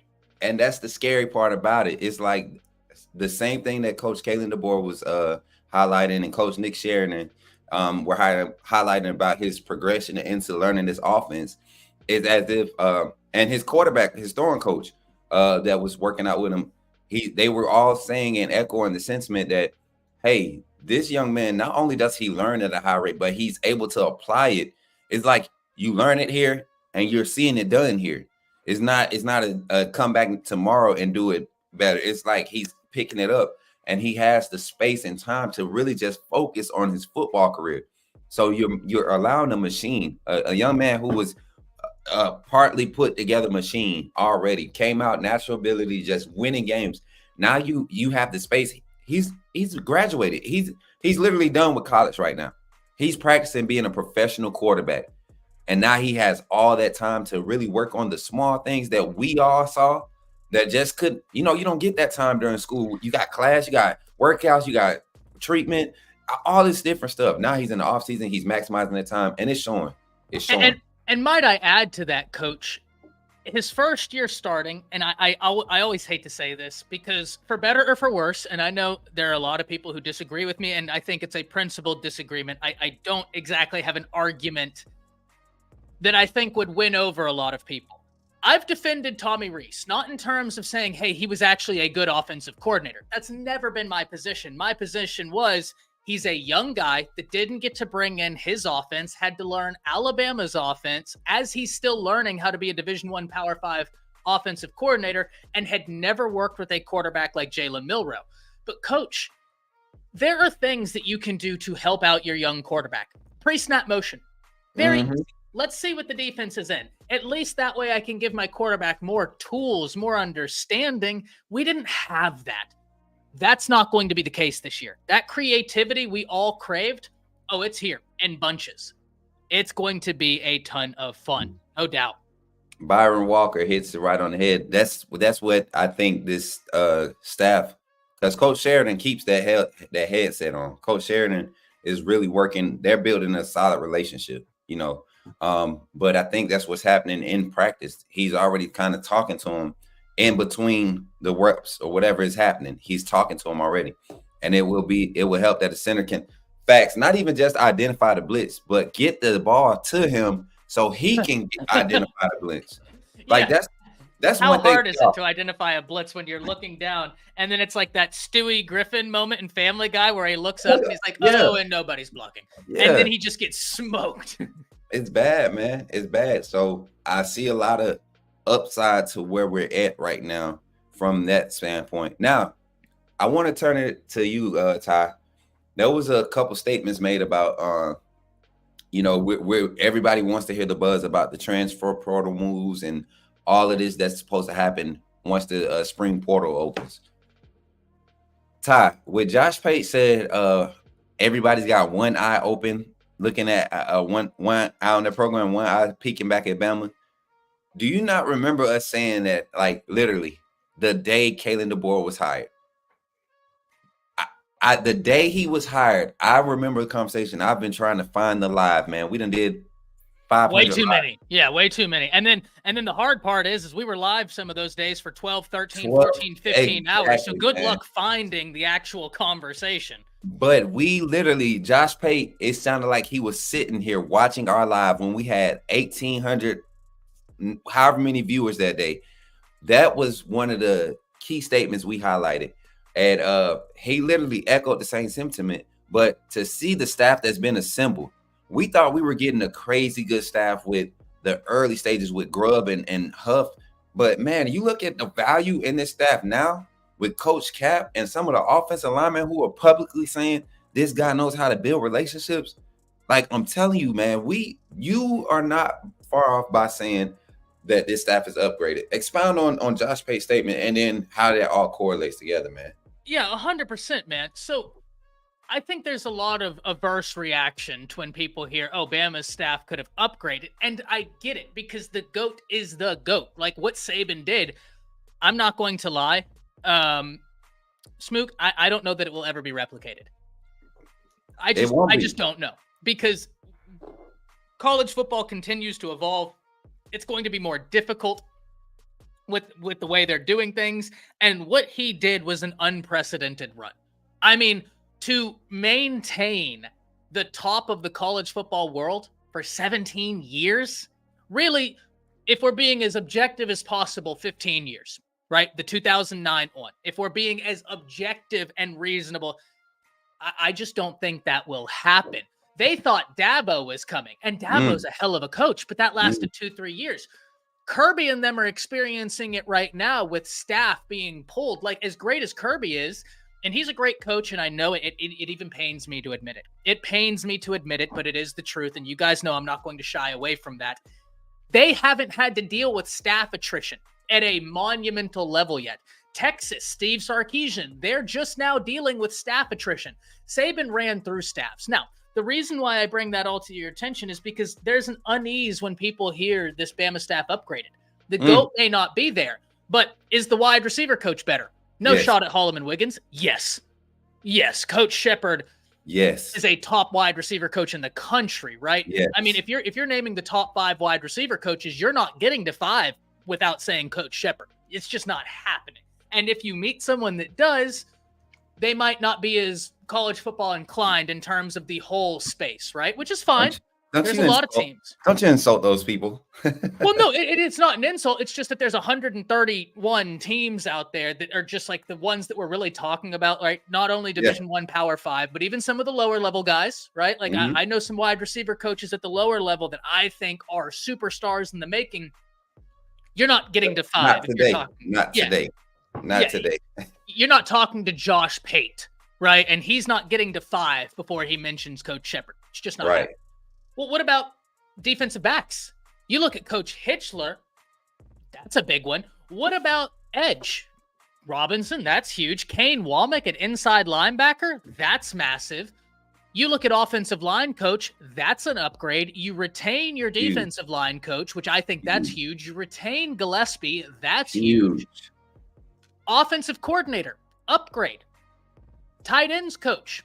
I like Joe Cox, right? I do like Joe Cox, but Brian Ellis, dude, holy hell. His resume is insane. The fact that we have him as a tight ends coach, like that's an insane resume. Alabama's staff, top to bottom, I think has upgraded. And I don't think that's a stretch to say. Specifically on the defensive side, I just think that, like Coach Sean always says, the truth is in the details. And the details matter. Conversation needs context, but there it is, man. I love it. Now, I want to get your take on that too, but I'm also interested in talking about Andrew Babalola. And here's why, Coach. Kalen DeBoer in Washington were one of the first major teams after him. This is a guy that has relationships with Kalen DeBoer. What could we expect there? Now, let's talk about the staff first, and then we'll rein it back into Andrew Babalola. So I'm gonna bring to attention. This is the Wikipedia resume for ours truly, Brian Ellis, because I don't think we're understanding how deep and coordinator experience and head coaching experience and game management experience this staff. We already know about Mo Lindquist. We know about Kane Womack. We know about Colin Hitchler coming from another Power 5 school with defensive coordinator experience. We know about Freddie Roach and what he's done for the university when it comes to recruiting, defensive linemen, offensive linemen, running backs. Robert Gillespie has it. We know about all of those guys. We know about Chris Kapp and what he's done at Baylor. We know about Coach Kalen DeBoer and everybody that he's brought with him. Brian Ellis is the dark horse, like you said. Watch this, y'all. I'm about to show you. Let me pull it up. What he did at Western Kentucky is unbelievable. And I want people. That's why I was just going to say. I want you all to pay attention to. First of all, he played the game. He's not old. No, he's not old. He played the game. He came out and played the same time I played. He was in college playing at UAB, same time I played. But then he goes and immediately after graduation, he becomes a grad assistant. He immerses himself in coaching from the rip. And just from that time, you see what happens with his career. Elevation. Every job he has, it goes up a level. When you talk about the competition level. And then his first full-time coordinating job was at Western Kentucky. Go look at the numbers between those COVID years. The year before COVID until he left. Go look at the numbers what Western Kentucky did. But look at what Georgia Southern did this past season, the past 2 seasons. And I'm telling you guys, y'all will be excited about having him as a tight ends coach.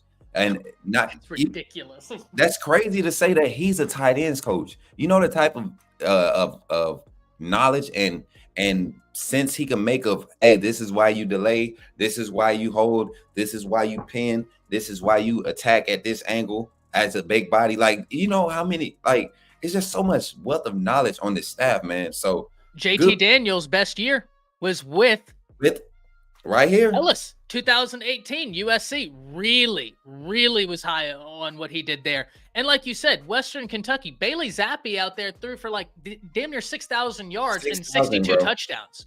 He broke records. That's crazy. That's what crazy. I don't care what level. Even the year we played them, guess who the coordinator was. It's not by happenstance that these guys have this familiarity around that locker room, that culture, that staff that Kalen DeBoer's put together. Is not by happenstance. Kalen DeBoer and his advisors, whoever's around him, they did a great job, literally getting this game plan together. Because if the rumors are true, this was before all the Kalen DeBoer hiring. It was as if a staff had already been put together to predetermine, if we go Kalen DeBoer, who's the personnel that we would target. If we go Dan Lennon or whoever the other prospect, there's belief and rumors that this was already in the talks, and Coach Saban had already implemented what he wanted to say with how he felt on each decision or each. Interesting that he was talking to Coach Shepard. What was it, the Tuesday before he retired on Wednesday? Listen, the fact that Kalen DeBoer and Ryan Grubb's staff was targeted by Coach Saban before Tommy Rees and Kevin Steele was targeted, that to me already, it lets me know that there was somebody. Coach Saban, the GOAT, was playing chess while we was all playing checkers, worrying about a defensive coordinator and an offensive coordinator last year.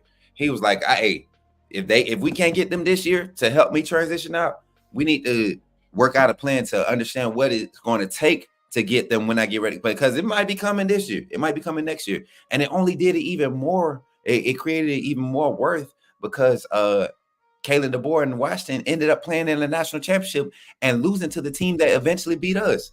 So now you're giving him the tools and everything. Here, we was there against him. I just didn't know how to drive that time. I'm getting too old for this now. You tried. You way more equipped to do it. That's literally what happened, y'all. In the lamest of terms.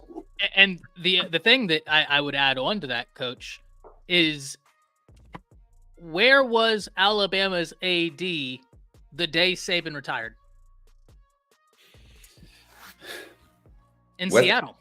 Wasn't he like in a restaurant with Coach Kalen DeBoer and Ryan Grubb? That's and the rumors. I mean, and Jake Merrill was able to confirm that we did have a presence in Washington today, Coach Kalen. And people were wondering what took so long for a statement. Why did it take him 2 days to give a statement? What Well, took he so was long? Less than 72 hours. Right. Like, come on, man. And then we ended up hiring him. Oh man, this thing. Ohio State, how long were they looking for a running back coach? Think of it like this, ladies and gentlemen. How long was Ohio State looking for a running back coach? Now, I give you Ohio State as an example because they are a brand. No matter how you feel about Ohio State, they're a brand. They are one of the few brands in college football, Alabama is one of them, where that logo, just walking into a living room, will open a door. I'm not saying it will win you a battle, but that logo on the helmet will open a door. There are very few. Ohio State, no matter how you feel about them, the truth is that they are one of those teams. Yeah. Have they underachieved? Yes, I fully believe they have. But that's the truth. They were still looking for a running back coach until they got Oregon's running back coach. It was like 2 weeks, a week and a half. It took less than 72 hours to assemble a staff with a head coach that was not replacing a Tony Alford, who was a great running back coach for them at Ohio State in terms of recruiting. He replaced the GOAT in less than 72 hours. Come on. Yeah. Come on. I'm telling y'all, man. And I'm telling I think the statement that I made was everybody but better watch out. They think we're sleeping, but it's really like this is all a setup because I can tell you the statement I made. I'm telling you, man. No, I got the boxing almanac right here. Everything I do, if a lot of my analogies are fight analogies. They're boxing. I said, and Coach, you'll remember this. Bama's about to punch back. Yeah. And everybody in college football is waiting for the punch back. Yeah, we were in round 3. We were getting hit. Well, this counter right is coming. And everybody in college football is now starting to shell up and be like, okay, now we know. We know that something nasty is about to come our way. It's punchback season. I'm telling you, man. And just wait. Just wait. I know y'all want to talk about some of the rumors with some of the guys that's supposed to be entering the portal, Ricardo Hallman and some of these other names.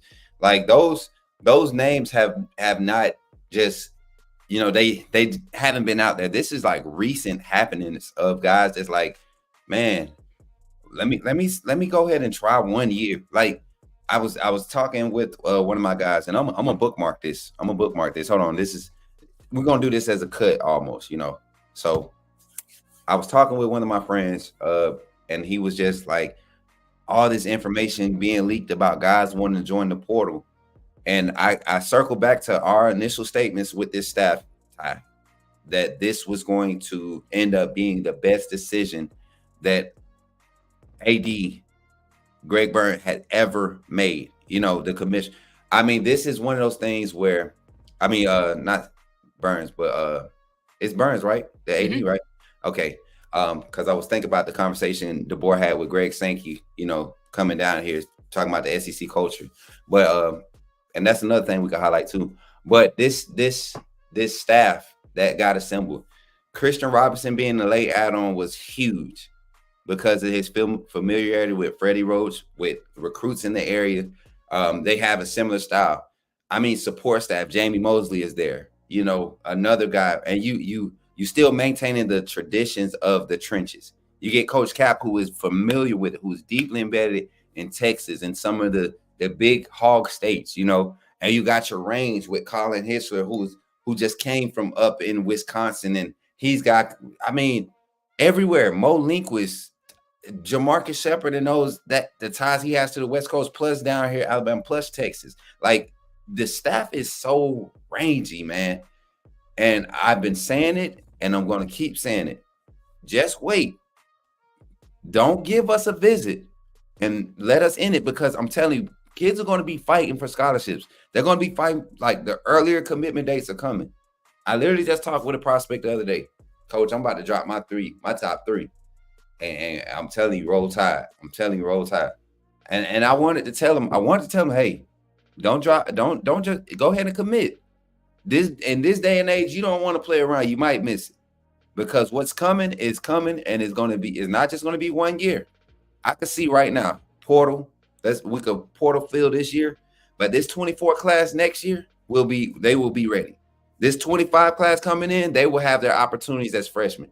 And then this 26 class that we loading up on, oh my God, it's going to be a crazy next 4 to 6 years for the University of Alabama. I'm telling you. You know what's interesting, Coach? Something you said is something I actually touched on earlier. And that was whenever Kyle asked me, hey, how many commits do you think we'll get in April? I said, I think anywhere between 5 to 6 to 7, right?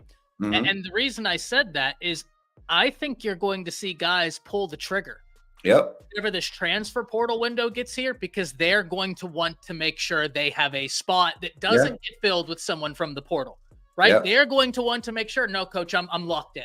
I'll shut it down. All visits canceled, locked in. I'm here. Yeah. I think you're going to see a few guys pull the trigger early because they don't want spots taken. And that's a beautiful place to be. That is. And guess what? This staff understands the value of the future, right? They understand that and one thing Kalen DeBoer continued to just highlight just about every statement was the value of the guys that chose to stay. Those are the guys that we really need to invest in and allow the opportunity to develop. So if those guys who stayed through this whole transition, if they're not maximizing their potential right now, I'm getting the feels that they're just not. You get what I'm saying? It might just not be you. It might just be you. It might not be the last staff. It might just be you. You're not performing. You're not getting what you need to get out of it. And there's nothing wrong with that for the University of Alabama. You got opportunities everywhere. You got the brand on you. Hit the portal, do your thing. But I guarantee you, there are guys right now who are at other universities that didn't go to Alabama 2 years ago because of Coach Saban and that staff, that didn't want to touch Alabama because, they knew what they had to go up against. But now they know that there's a different level of expectation. You got a new staff, and nothing wrong with what Coach Saban did because we still were top 5, top 10, every year while he was there. So you don't take away from that, but you got to understand. And college football is going to see, they're going to be put on notice. They're going to see once that portal opens, they're going to see college football is going to see Alabama has not gone anywhere. If anything, we've just woken up a bigger monster. And I better get a hold of that NIL because the money, you better know it. You better know it. I'm telling you. A lot of things happening. Now, Coach, before I get out of here, I did want to talk about Andrew Babaloa, 5-star offensive tackle, 6'6", 280. And I didn't realize that he had a pre-existing relationship with Kalen DeBoer. Mhm. That was a staff that was early on to the process. Do you think this is one of those things where he could take a visit and exit and it'd be like, hey, my recruitment is now flipped on its head? What's your thoughts here? Talking about Andrew Babaloa? Yes, sir. So the thing is, Alabama was still in the runnings before DeBoer and the staff. Like Alabama was high on his list. And look at the state that he's coming out of. Let me share his let me pull this up for Number y'all. 1 in the state of Kansas. Number 26 national, number 5 offensive tackle. I want y'all to think about the last few big recruits we've had on campus here at the university, right? Let's talk about, let me do this one. I like this view. Let's talk about my guy, Lincoln Cure. Uh-oh, I went. Yeah, I was about to say, get me out of here. That way you Nah, I but got the voice for silent movies and the face for radio, so it's just an unfortunate combination. well, we've had some top-notch recruits come through the last few weeks. Desmond Brain, Lincoln Cure, and now another Kansas product, Andrew Babaloa, who's the number 1, right? Number 1. Come on, y'all. Like these aren't just happenings. Like Alabama is not half-stepping. I remember all this talk about 3 stars and 4 stars. This young man opening up his, opportunities for Alabama to step in. You get him and Sanders and Haywood in the same class. What are we even talking about anymore? Like, you get what I'm saying? And these things can happen. We've seen it happen under Coach Saban. We've seen Coach Saban go out and get 2 of the top 3 running backs in a class in Just Richard happened. Young and Justice Haynes. It literally just happened. It literally just happened. So don't be surprised if Kalen DeBoer and his staff, with their new energy and their newfound nuances of hitting the trail and creating these relationships and getting guys to not chase a bag or whatever everybody else is doing, but literally showing you the value in what we can create if you come here and you immerse yourself in breeding and competition. That's at the end of the day, that's what the NFL is going to look at. Can you compete? Can you get out there and compete at a high level all the time? And why are you doing that? Because we're the biggest brand in the world, college football brand in the world. Go ahead and make your money off of your name.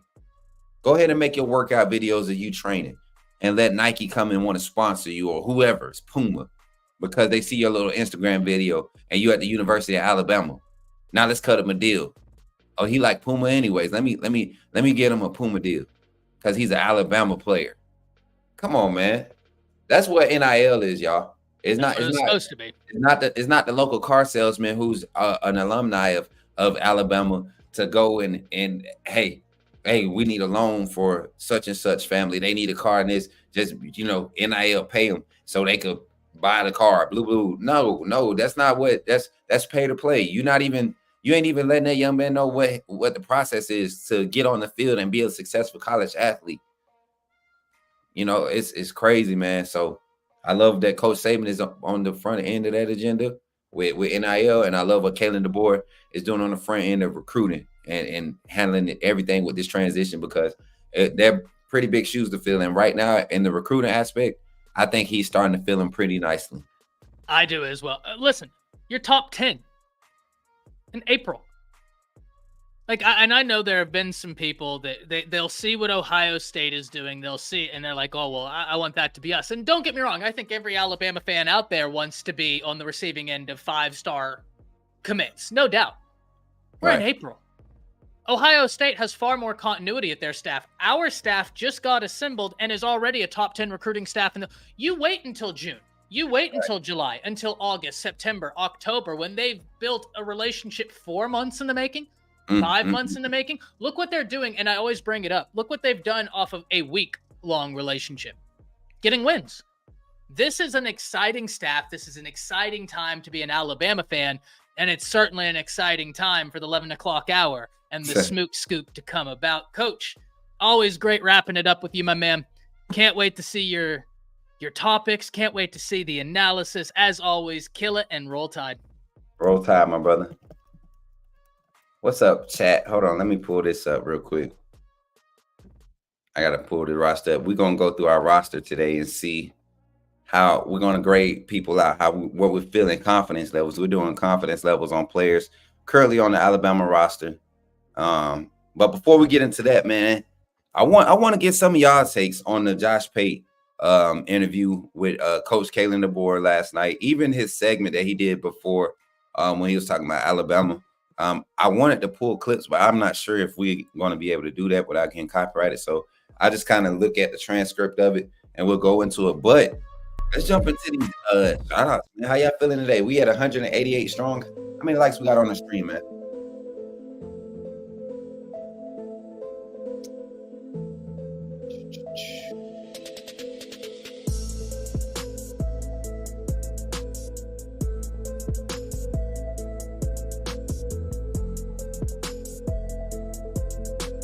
Got 139 likes, man. Y'all run it up, man. Y'all run it up. We need to get to 150 before the end of the stream. How y'all feeling today, man? How y'all feeling? Let's go. I like that beat, though, y'all. I'm on fire. I'm on fire. I ain't even gonna lie. What's good, Joseph? Everybody in the chat, y'all turn it up. Okay. I see y'all. Let me see y'all running the comments too fast. Let me go back to the top. Boom, boom, boom, boom, boom, boom. What's up, Marquita? I see you was first. What's good, Cynthia? Let's go. Auntie Janet in the chat. My boy Jawan in that mug. Auntie Janet. Cynthia, let's go. Let's go. PK up in the building. I see you. Joseph in the building. Dwight, let's go. Let's go, man. What's up, KT? What up, Twin? Go Twin up in the building, y'all. Twin Moon Rocker in here. What's good? Eric, what's good, my guy? What it do? Stevie, how you feeling? What's good, dope boy? Let's go. Let's go. Bama fan in the building. Let's go. Walk. What's up, family? Listen, real quick before I continue giving shout outs, I don't know if they in here yet, but King Family Reacts went and gave a shout out to Coach Smook and Bama Football on YouTube on his channel. He did a reaction to K Blocks, y'all. It was awesome. He couldn't show her face in the video because, copyright issues. So you see his emblem, but his reaction to it gives you a full feel. So go check out King Family Reaction. Their last video that they uploaded reacting to K Blocks of Montgomery, Alabama, who's competing at American Idol right now. So yeah, we showing love to all Bama Nation. She is a Bama fan too. She's a Bama fan, so had to show her some love. Shout out my guy Jimmy Brown is in the chat, man. Let's go. Hunter Ray, what's good, family? Doughboy in the family. John M, what's good? What's good? My resident people, Shane B in the chat. Let's go. K Spray, what's good, family? K Spray in the building. Morty, what's good? David, how you feeling? Brad, everybody feeling good? Shout out Ruben Studdard. What about Ruben Studdard, man? Moon Rocker. Hey, Jimmy, I heard he never left campus. I mean, he's been on campus. He just hasn't been at practice. That's what the rumors have been, and have been confirmed that he hasn't been at practice. I don't know what the issue has been, but it's not a good look right now. So we will find something out today, being that we do have practice coverage, which is why I won't be before y'all very long, which is why we're doing another interactive segment. I think I'm becoming the king of the interactive segments because I only feed off y'all energy. I feel like that's what's important during the downtime, until we have actual things to report on and to interact with y'all and see what the buzz is. So as we get ready to run this commercial, man, y'all already know what time it is. We got to get to our sponsors, show them love for what they do for us. And when we back from the commercial, we'll get into the conversation. All right, run it. Special thanks to our sponsor, Residence in Ocean City, Maryland. Guests can book at residenceinOC.com. Use the promo code LPR for special Bama football pricing up to 20% off. Also, go to therogueshop.com. Use the promo code Bama. You get legal CBD. For me, personally, I like the topical oil. You know how intense my workouts are, right? So I like the topical oil. I like to rub that on my back, whatever, after those cinder blocks. So go to their website, cruise down, look through their website, and definitely check out rogueshop.com. And like I said, I like the topical. Again, the promo code is BAMA. Also, think about becoming a fan funder right here on Bama Football on YouTube. Become a part of the Undefeated as low as $2.99 a month. That's 10 cents a day. How do you do this? Make sure you're logged into your account. This is on a computer. You can also do this on your phone and look for the tab that says membership. Once you click membership, you can see different options. You can see an upgrade button right there to the right if you want to go through the different levels. We have fan funder videos from the staff right here at Bama Football on YouTube. Very easy to navigate. Let us know if you have questions inside the comment box when trying to upgrade or renew your fan funder membership right here on Bama Football on YouTube. And of course, if you want to rock that undefeated gear, check out our merch store located at the bottom of the videos. We appreciate Patriot Life, Cynthia, Antoine, Caitlin, and to everybody else that supports us right here on Bama Football on YouTube. Y'all just don't do right, man. Y'all just don't do right. Cynthia, I see you in the chat acting up. Don't let your sisters get you in trouble today. You gotta be civilized, okay? Be civilized. We gotta be civilized, okay? Don't be acting up. We got a few days. We got a week before A-Day. A little bit over a week, y'all. Y'all can't contain it for like a week. Come on, man. My bag. I see you. I see you in there acting up. Goofball, what's good, family? KT, see, y'all be acting up, man. Y'all be acting up. I love it though, man. Welcome. Let's get into it, y'all. Let's get into it. What's the main thing right now? What's the hot news? I think that the Kalen DeBoer interview with Josh Pate is huge, y'all. A lot of people really, Josh Pate knows how to stir the pot, if you want to use a term, man. And I think that interview is crazy, man. Like to just be so submersed into what's happening here. His eyes were like open wider than what they were before, being, watching from afar. So I'm telling y'all, man, If you're doubting anything that's going on at Bama right now, you're crazy. You're crazy to be doubting it. Not necessarily crazy on the bad, but like, what more do you need? What more do you need to start feeling like? And I understand. Let's get to A-Day. Let's watch it happen on the field. But even then, y'all gotta understand. When's the last time we had an A-Day where the offense dominated or the defense dominated? When was the last time we had one of those A-Days? And every time we go out of A-Day thinking like, oh, we need to work on this, and this, we end up in the playoffs. We end up in the national championship game. Like that was the culture that Coach Saban bred. And if you go on an A-Day, if we go on the A-Day and the offense is just like scoring like crazy, I'm going to be worried.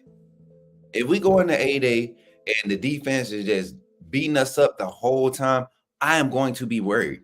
But if it's good competition and the A-Day, you can see some hot, like you see a lot of bright things happening, whether it's a defensive, a true freshman defensive back making a crazy good play on the ball against Jalen Milroe, or Milroe making a crazy good throw, and Kobe Prentice making a crazy catch, or Caleb Odom making it like, or Justice Haynes breaking for 150, between 3 carries, or the defense keeping them locked up in the backfield. Like, I would love to see a good balance of everything just to know that there's competition being bred. Now, some people, they're going to go out there, and if Milroe has an incomplete pass or Milroe ends up throwing an interception, they're going to think it's a bad thing. My thing is, how was the interception thrown? What was the read? What did it look like? Let's get into that. So better believe I will be paying close attention, even though we will be live there in action.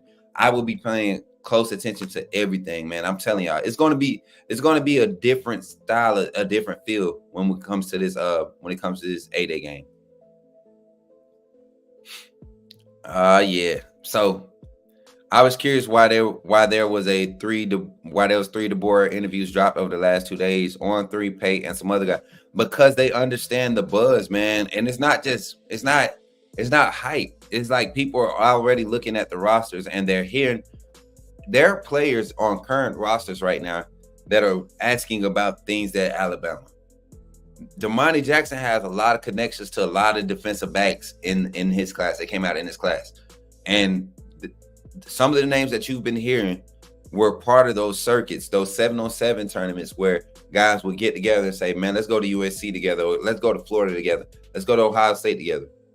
Let's go to Memphis. Like there are some guys at some smaller schools that if they come into the portal, I guarantee you Mo Linguist is going after him.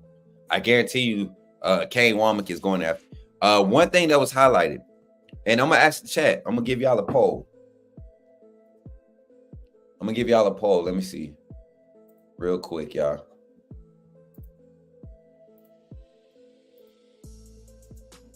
I'm going to give y'all a poll.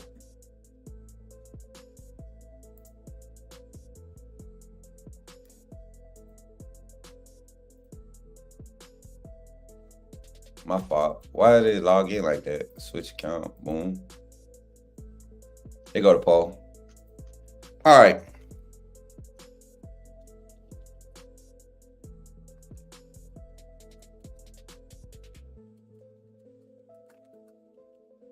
What position is needed more out of the portal? And I want y'all to conversate about it. I want y'all to give y'all thoughts on it, right?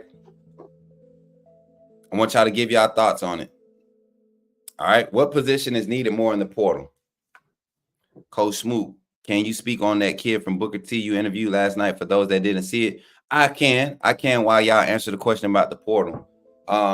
Yes. So Marquez Daniels, that young man, I mean, y'all saw the film, 6'5". He's going into his junior year, 6'5", 185, 190. The young man he's a basketball player also. You can see the athleticism. You can see the range. And then he's kind of shifty for 6'5". And you look at his build and you automatically relate him to Caleb Odom, and Caden Proctor, another 6'5" receiver going after. Travis Smith Jr., who's 6'4". And they have the similar builds. They have the same type build. And all of these big receivers, they are smooth route runners, guys that can go up and get the ball. You look and see it, they're route specialists. They're 9 specialists. Put them deep if you want. If you single cover them, you're probably not coming down with it, right? Kalen DeBoer in this offense, they use that concept. If you give Caleb Odom one-on-one, if you was giving Jalen Hill one-on-one, no safety help, the quarterback has the option to take that one-on-one. How are we beating them? Back shoulder, over top? What are we doing? That's where the quarterback and the receiver are working on. But Marquez Daniels, he's that type of kid. And you could tell he's not necessarily shy, but he's open to being coached up on the public speaking and everything. I mean, he's just a good kid, though. He's a good young man, like loves football, loves basketball, loves sports. He said he liked to cut grass. Who's Marquez outside of football? I like cutting grass. Them the type of people, man, you want to protect because they don't need much in life to be happy. So you want to keep the main thing. And I think that's what Alabama is doing. They're establishing relationships, and they're showing us, hey, we can help you keep the main thing. Talking to him before the show, it just seemed like he was just so happy to, have the recognition from Alabama, and people look at our channel, man. Y'all got to think we're 105K strong. It's not by accident that we have that many viewers, that many subscribers. That's not an accident. So definitely appreciate him coming on. It was definitely good, man. It was definitely a good time. So looking at the answers to the questions, I'm looking at the answers under this question. Looks like we got tackle, offensive tackle, got secondary, defensive tackle, DB, offensive tackle. So if I had to look at this right now, I would say number one is tackles. Let's talk about the tackles. One of the on three guys, Pickle. Wait, I think said that big schools like Bama were paying kids to come for visits. Still good they come, but if true, does lessen how impressive a lot of visits may be. So you're saying that are you believing that Alabama is paying kids to visit? Weird. I'm mad you took an hour to write that whole statement. Though. I ain't even gonna lie.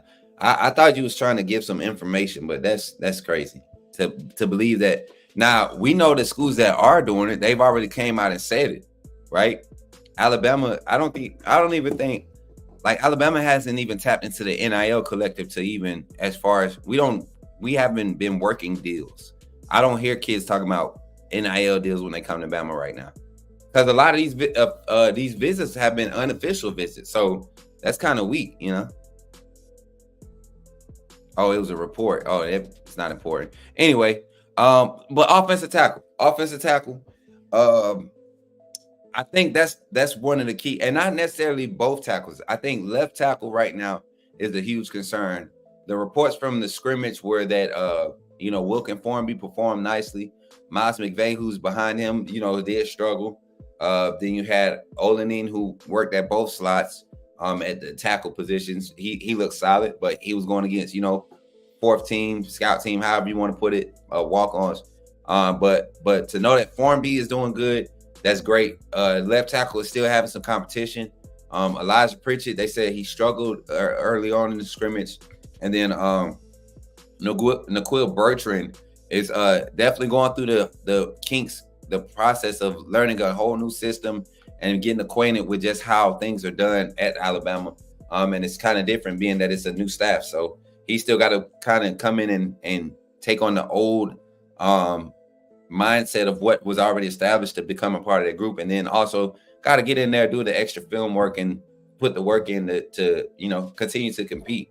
But as you all know, Caden Proctor is set to, rejoin Alabama once the portal opens. That'll create some depth there, some competition. And hopefully he comes in with the desire to, drop weight and compete. I think he'll be a formidable fit. But there are portal options out there that can and will become available. And I do see the staff going into the portal for, if not one position, it will go into the portal for the offensive tackle position. Also, I saw secondary, DBs. What I will say is this: the reason we're going to the portal for secondary position is because we just don't have numbers. It's not for a lack of skill. It's not for a lack of confidence in what we have. It's just numbers. And when you talk about attrition, when you're playing, in that 8th, 9th game of the season, when guys are dinged up, you want to have quality depth for guys that do run special teams, guys. Like, you don't want to have your starter, not able to take a breather on special teams. You want to have a solid quality athlete out there on special teams that can either go out there and play the first 2 snaps of another drive and special teams that can cover down for a drive, whatever. You want to go out there and get quality depth. So I think that's the key in hitting the portal, not for necessarily the lack of confidence in the skill sets or what's available on the roster.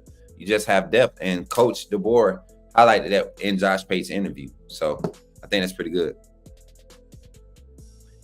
Yeah, Juwan Corey. We was talking about Ricardo Holloman earlier.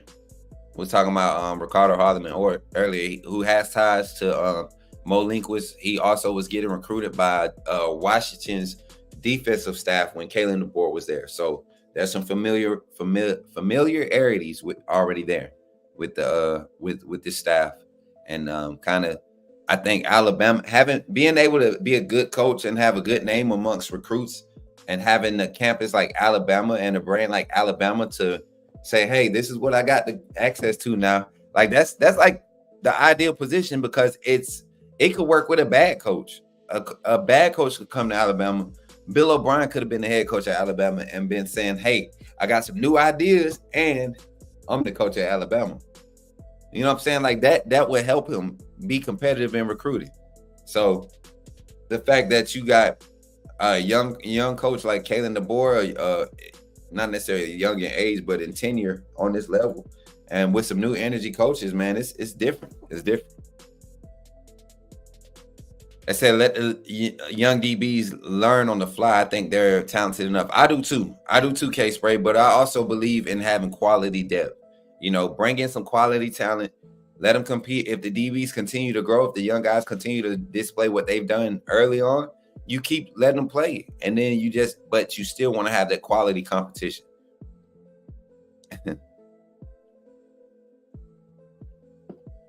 OMG Smook Nightmare don't want Bob in. Yeah, we definitely don't want that. We don't want that. Y'all know what I mean. That's how crazy good of a brand we have. That a trash coach like Bill O'Brien, and I said it. I know I'm live. I don't care. Bill O'Brien was trash. Never again will he step. If he step foot in Tuscaloosa, is to get his tail whipped and get sit thrown out of here. That's it. Telling you. Ooh. I got my hair down today, y'all. We got coverage today, so I got put up in a ponytail, y'all know. But I had to wear it down this morning. I did a good workout this morning too, y'all. Your boy I'm telling you. My shirt shrinking. Nah. Been eating good, y'all. Ate good this morning. Y'all, let me tell y'all, Hardee's biscuits are undefeated. Hardee's biscuits. Tell me I'm lying. Tell me I'm lying. Tell me I'm lying. Tell me I'm lying. Chat, I've been asking y'all about him. Y'all was quiet. Who? Asking all about who?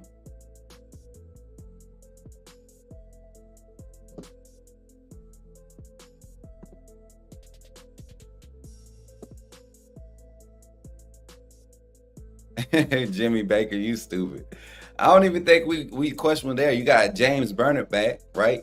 And Connor Talty has a freaking leg, man. That dude he's an energy kid too, man. Connor Talty is an energy kid. Like he's like a more intense Will Reichert.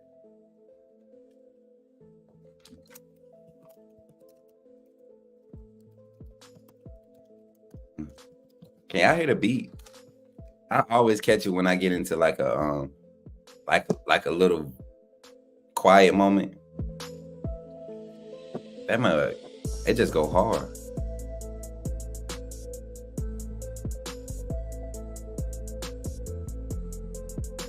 Ricky Ortiz. Who is that? Who is Ricky Ortiz, y'all? Did we just get a new a new transfer? Y'all see somebody named Ricky Ortiz on the roster? That's weird. Oh man, what's good though, y'all? I'm trying to get some comments. Let me see. Depends on where I'm at. Oh yeah, them Hardee's biscuits. Ooh, telling y'all, no. Hey, listen, Stunner. I'm gonna tell you right now. I've had them Jack's biscuits, right? Since I've been up here in T-Town. at 2 different spots. Y'all know I be eating now. Y'all know Coach Smoot gonna eat, right? I cannot lie. Them fast food biscuits, Hardee's takes the cake, bro. And we could put a debate up if y'all want to. We could do a poll. Y'all want me to poll it? Come on. What? Going to get a transfer QB named Ron Mexico. Man, chill out. Bojangles is better than Jack. Sorry. Bojangles, Bowberry biscuit. Look, we're going to poll it up. We're going to poll it up. Nah, not biscuits and gravy, just fast food biscuits. We're going to poll it up. I'm about to poll it up right now. And I'm going to cut this too. All right, so I need suggestions. We're not going to vote right now. I need suggestions. So we got Hardee's, right? Who else? Bojangles.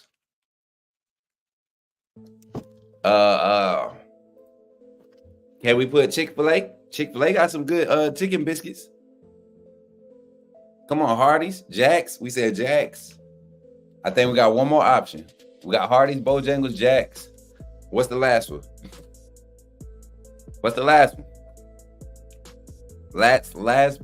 You got Hardee's, Bojangles, Jack's, Popeye. Ooh, hey, time out. Have y'all had the new strawberry cheesecake little biscuits from Popeyes yet? Woo! Y'all got to get them. I'm gonna put the regular biscuits on here. If y'all pick Popeyes, y'all crazy. Them biscuits is not undefeated. Poll is out, man. Poll is out. Poll is out. Poll is out. Go ahead, run them votes up. I'm watching it. We got 183 live, man. Y'all run it up. Y'all run up the votes. This is our last little piece of our segment. We're gonna have this debate, and then we're gonna talk about the evening schedule because it's tentative today. We got practice coverage. Oh boy, them things, dog, William. Them things is something serious, bro. Now Popeyes, you got to put the honey on it. You can't just eat them. That's what I'm saying. That's what takes them out. That's what takes them out the running. That's what takes them out the running. But you got KFC biscuits nasty. Nah, KFC just a bunch of dough, and they don't even cook it all the way half the time. Popeyes biscuits good for after church. If you got 2 services, because it's going to keep you till late night. You know what I'm saying?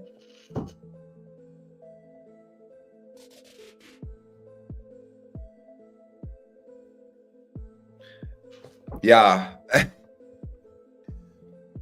Popeyes biscuits do be dry. Listen, y'all, come on, man. Y'all run them votes up. We only got 36 votes. Run them votes up, man. I want everybody votes. Y'all, I'm telling y'all. Oh, dang, the Red Lobster biscuits be fire, though. They do be fire. Yes. Listen, them Popeye strawberry little cheesecake biscuits. Oh, my God. So if y'all eat the toaster strudels with the cream cheese on it, imagine those being thick Popeye style, but not dry. It's got a moist, feel to it. Oh, my God. Y'all, it's heavenly. It is heavenly. Bro, them biscuits is so, y'all, I'm telling y'all, them boys gonna be tearing them biscuits up. As a matter of fact, after this, when I get ready to go on campus to do coverage today, I'm going to get some of those biscuits. I'm gonna get 4 of them, and I'm gonna be on live eating them in front of y'all. I'm gonna be on live eating them in front of y'all. I might have one for the post practice. I'm gonna go to the car and tell Kyle I owe y'all something. Popeyes, boy, I'm telling y'all. Carl's Jr. You don't know what Carl's Jr. is? Carl's Jr. is Hardee's. That's like the cousins. That's the big cousins. Carl's Jr. was first, I think. Yeah, you do need a safe word for Popeyes biscuits, boy, or bottled water. Oh yeah. Look, I love talking food too. I love talking about food, man. Let me tell you, I love food so much. Listen, I love food so much. I don't know what I'd do without food. All right. Sometimes, listen here. Sometimes I just think about food, right? And I become very emotional because I think about even like food when I'm enjoying Alabama football. Like, it's not a great game unless I've had the perfect chicken wing, you know? And it's just not the same if after a win, I don't have something good to eat to go back to. So, I mean, in the city of Tuscaloosa, you all know there's so many places to eat. And I've had the privilege in the past month to really just explore, my God, explore the intricacies of what this town has to offer when it comes to food. Not only is the basketball team great, not only is the football team great, not only is the baseball team great, not only is the gymnastics great, but the food around the campus is great. In the campus is great. The food at the facilities. We ain't gonna talk about them concession stands, but some of them, you know what I'm saying, are just great, man. So I just want to say, yeah, we can talk food. It's still Bama football, but it's food. You know, what get these boys on the field? Food, right? Food. So I had to take a moment and pay that respect, man. Like, y'all can't sit here and act like food is not it, man. All right, y'all, let's look at the Popeyes. Let's look at the Popeyes. The biscuits, best fast food biscuits poll. Let's see. Oh, we got Hardee's. We got Hardee's with 42%. Bojangles at 32%. Jack's at 17 and Popeyes at 7. If you voted for Popeyes, you dangerous. I'm gonna just tell you right now. Because we didn't say the Popeyes strawberry biscuits. We said the Popeyes regular biscuits. So you believe in eating rocks, basically, right? Basically. You know what? Popeyes will save somebody, though. Popeyes will save you. A Popeyes biscuit, when you real hungry, you can eat one Popeyes biscuit and it can last you probably like a day and a half. One full Popeyes biscuit, guarantee you. Right? I'm telling you. You felt the music? Hey. DFAC biscuits and gravy. Hey, what y'all know about that, man? All my military folks, that DFAC biscuits and gravy was it, y'all. That John saved lives for real. You get that in hot days coming out to the field. Whew, be out in the field 24 days. Love that biscuits and gravy. But y'all, it's been fun talking, Bama ball with y'all today, talking really basically doing a review, a reaction to the Josh Pate interview. I think it was a good topic of discussion for today. Let's end it like this. Let's get back on some Bama ball. What's some things that y'all are looking forward to hearing? We have defensive staff available today after practice. What are some things that you all might want answers to when it comes to the defensive side of the ball? Not sure which coaches. Let me check my email. Not sure which coaches will be available, but let's turn the tide. Let's switch it up to end the segment. Check my email real quick while y'all run them questions up.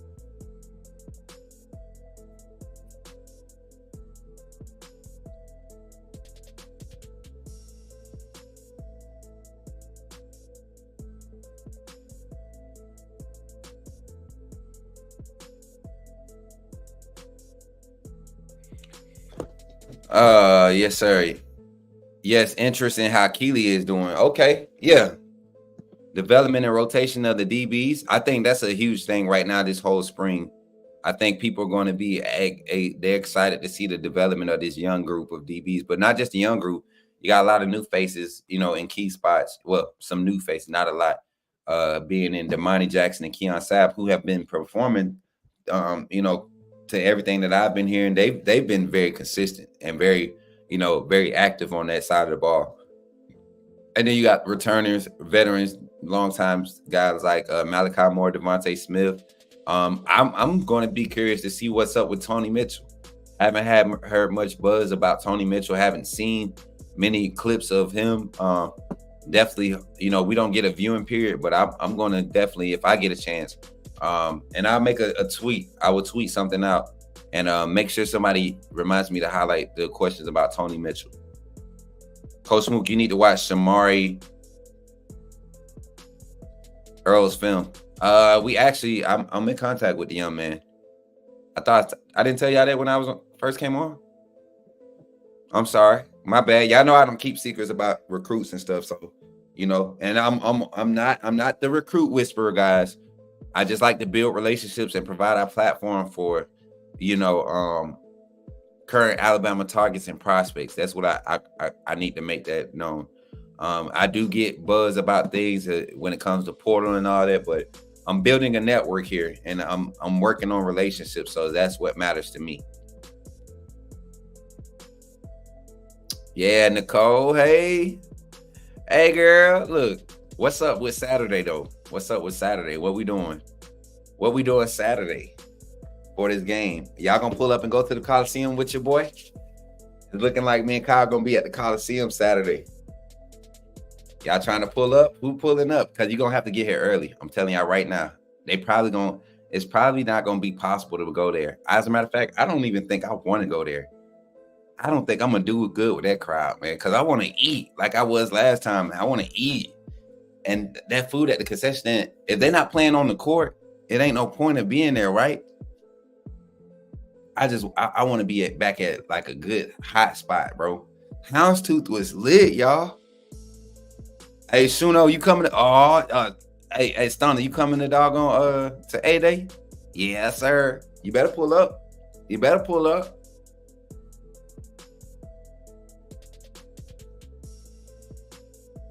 What?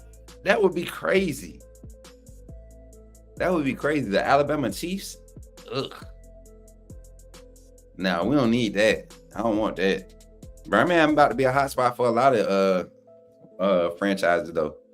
Y'all remember if y'all ever play what you talking about? Jawan gave me my flowers. When? About what? That's my boy, man. What, Honey Ray? My fault. Oh no, if I don't think I did say I know I was talking about Edward Coleman though. He's gonna be coming on soon. He's excited about being there. Y'all gonna be where? Here? Y'all gonna be here at for the game Saturday? Oh, 8A. I thought y'all was talking about getting here for the basketball game, the Final Four. No, you ain't missed a lot, Caleb. We just been chilling for the last 10 minutes. KC just voted no for renovating that stadium. It's pretty wild. Whoa, it might be crazy. The Alabama Chiefs? Nah, we got to change the name, bro. Now the Royals and what they coming with? Yeah. Imagine Patrick Mahomes. Man, y'all know what kind of crazy junk could happen if we became like the home for Kelsey and Mahomes. Them jokers would run away from Alabama, boy. They would run away. They is not trying to be down here with our country selves. They would not, boy. They probably living across the state line in Tennessee, traveling 3 hours to practice. Man, Georgia. I'm telling you. B-Ham Chiefs, that would be crazy. But I wouldn't want to be the Chiefs. Let's get some Bama. You know what I'm saying? Where y'all gonna be set up at, Coach Smoot? I don't know, man. I don't know. I'm gonna put Kyle on the spot today. I'm gonna have him. I'm gonna go live from the page, and while we going to set up, and I'm gonna put him on the spot. Yeah, Mahomes is not trying to be down here with our country selves. No, sir. No, ma'am. What time is it? Let me get ready to get off here, y'all. I got to get ready for get everything set up so I can go to practice, get this post-practice coverage. And yes, expect something wild to happen. You know, me and Kyle, every time we go up there, something crazy happens for us. It's a curveball, but we always try to knock it out the park. You know, you get a little contact, follow through, get a good play on it, knock it out the park. We're good.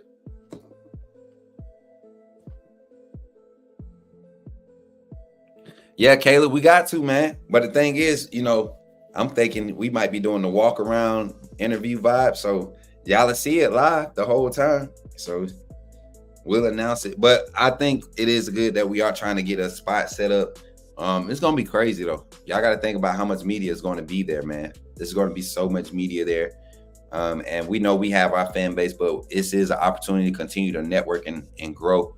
So, yeah, man, be prepared though. It's gonna be a good one. It's gonna be a great one. I'll catch up with y'all later on. I had fun kicking it with y'all today. We was able to talk a good little bit of football, and today we will be focusing on trying to get some answers about the secondary. We'll be trying to get some answers about that linebacker rotation. I think we're kind of happy. Everybody's excited about the D line. I don't think too many people are worried about the depth at D line, but we definitely want to see how the inside linebacker room is developing. Being that we don't have a whole bunch of bodies in that room, but we got some quality bodies. The first 4 guys out. You look at who we have: Deontay Lawson, Jahad Campbell, Justin Jefferson, Jeremiah Alexander. Then you got Sterling Dixon, Caden Jones right there behind them. Or J.O. Oronkro, QB Reese will be coming on campus, So, I mean, I feel like the inside linebacker room is perfect right now. You have to throw some of that young talent out there.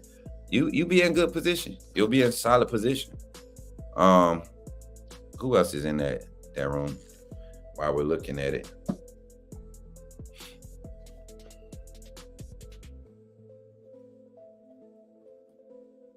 I mean, the linebacker room is deep, y'all. Okay. I'm going to just name the linebackers, not inside linebackers, but our linebackers available on the squad, right? Got Deontay Lawson, Jahad Campbell, Keanu Coates, Justin Jefferson, Caden Jones, Quindarius Robinson, Jeremiah Alexander, Sterling Dixon, Deonzi Pierre, Jay Sean Ross, Quay Russaw.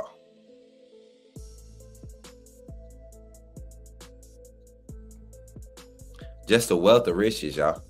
A wealth of riches. A wealth of riches.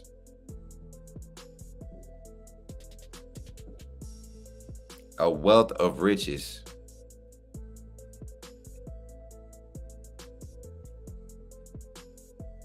Yeah, Smook, you see that? Caitlin dropped that 200 super chat. Yeah, I seen that, man. Shouts out to Caitlin Ingle for the $200 super chat, man. Appreciate her. Longtime supporter. One of the staples in the undefeated. I mean, goes hard in the paint for the squad, man. She goes hard in the paint. Shout out to Caitlin for that $200, that $199.99 super chat. Yes, sir. And then Lynn Shaneyfeld had followed her up with a little batted piece. You know what I'm saying? Yeah, man. I'm glad to be a part of this, y'all. But listen, I'm gonna go ahead and head up out of here, man. Y'all enjoy the rest of y'all day. We will see y'all. Glasses. We will see y'all later with the post-practice report, myself and Kyle Henderson. Follow your boy, Ed Coach Smook, on all platforms, y'all. On every platform that you're on, social media-wise. You give me a follow on that, man. We're trying to hit some numbers. We're trying to continue to grow that Bama content. And, yeah, man, you've been here for the Smook Scoop. Not much scooping going on. Nothing but, positive vibes this way. And don't forget, it's Wednesday. We win every Wednesday. We're winning. We don't have L's on Wednesday. We have lessons, and then we have wins. So let's get out here and win today, all right? Y'all be blessed. It's your boy, Coach Smook, and I'm going to leave you with the big old roll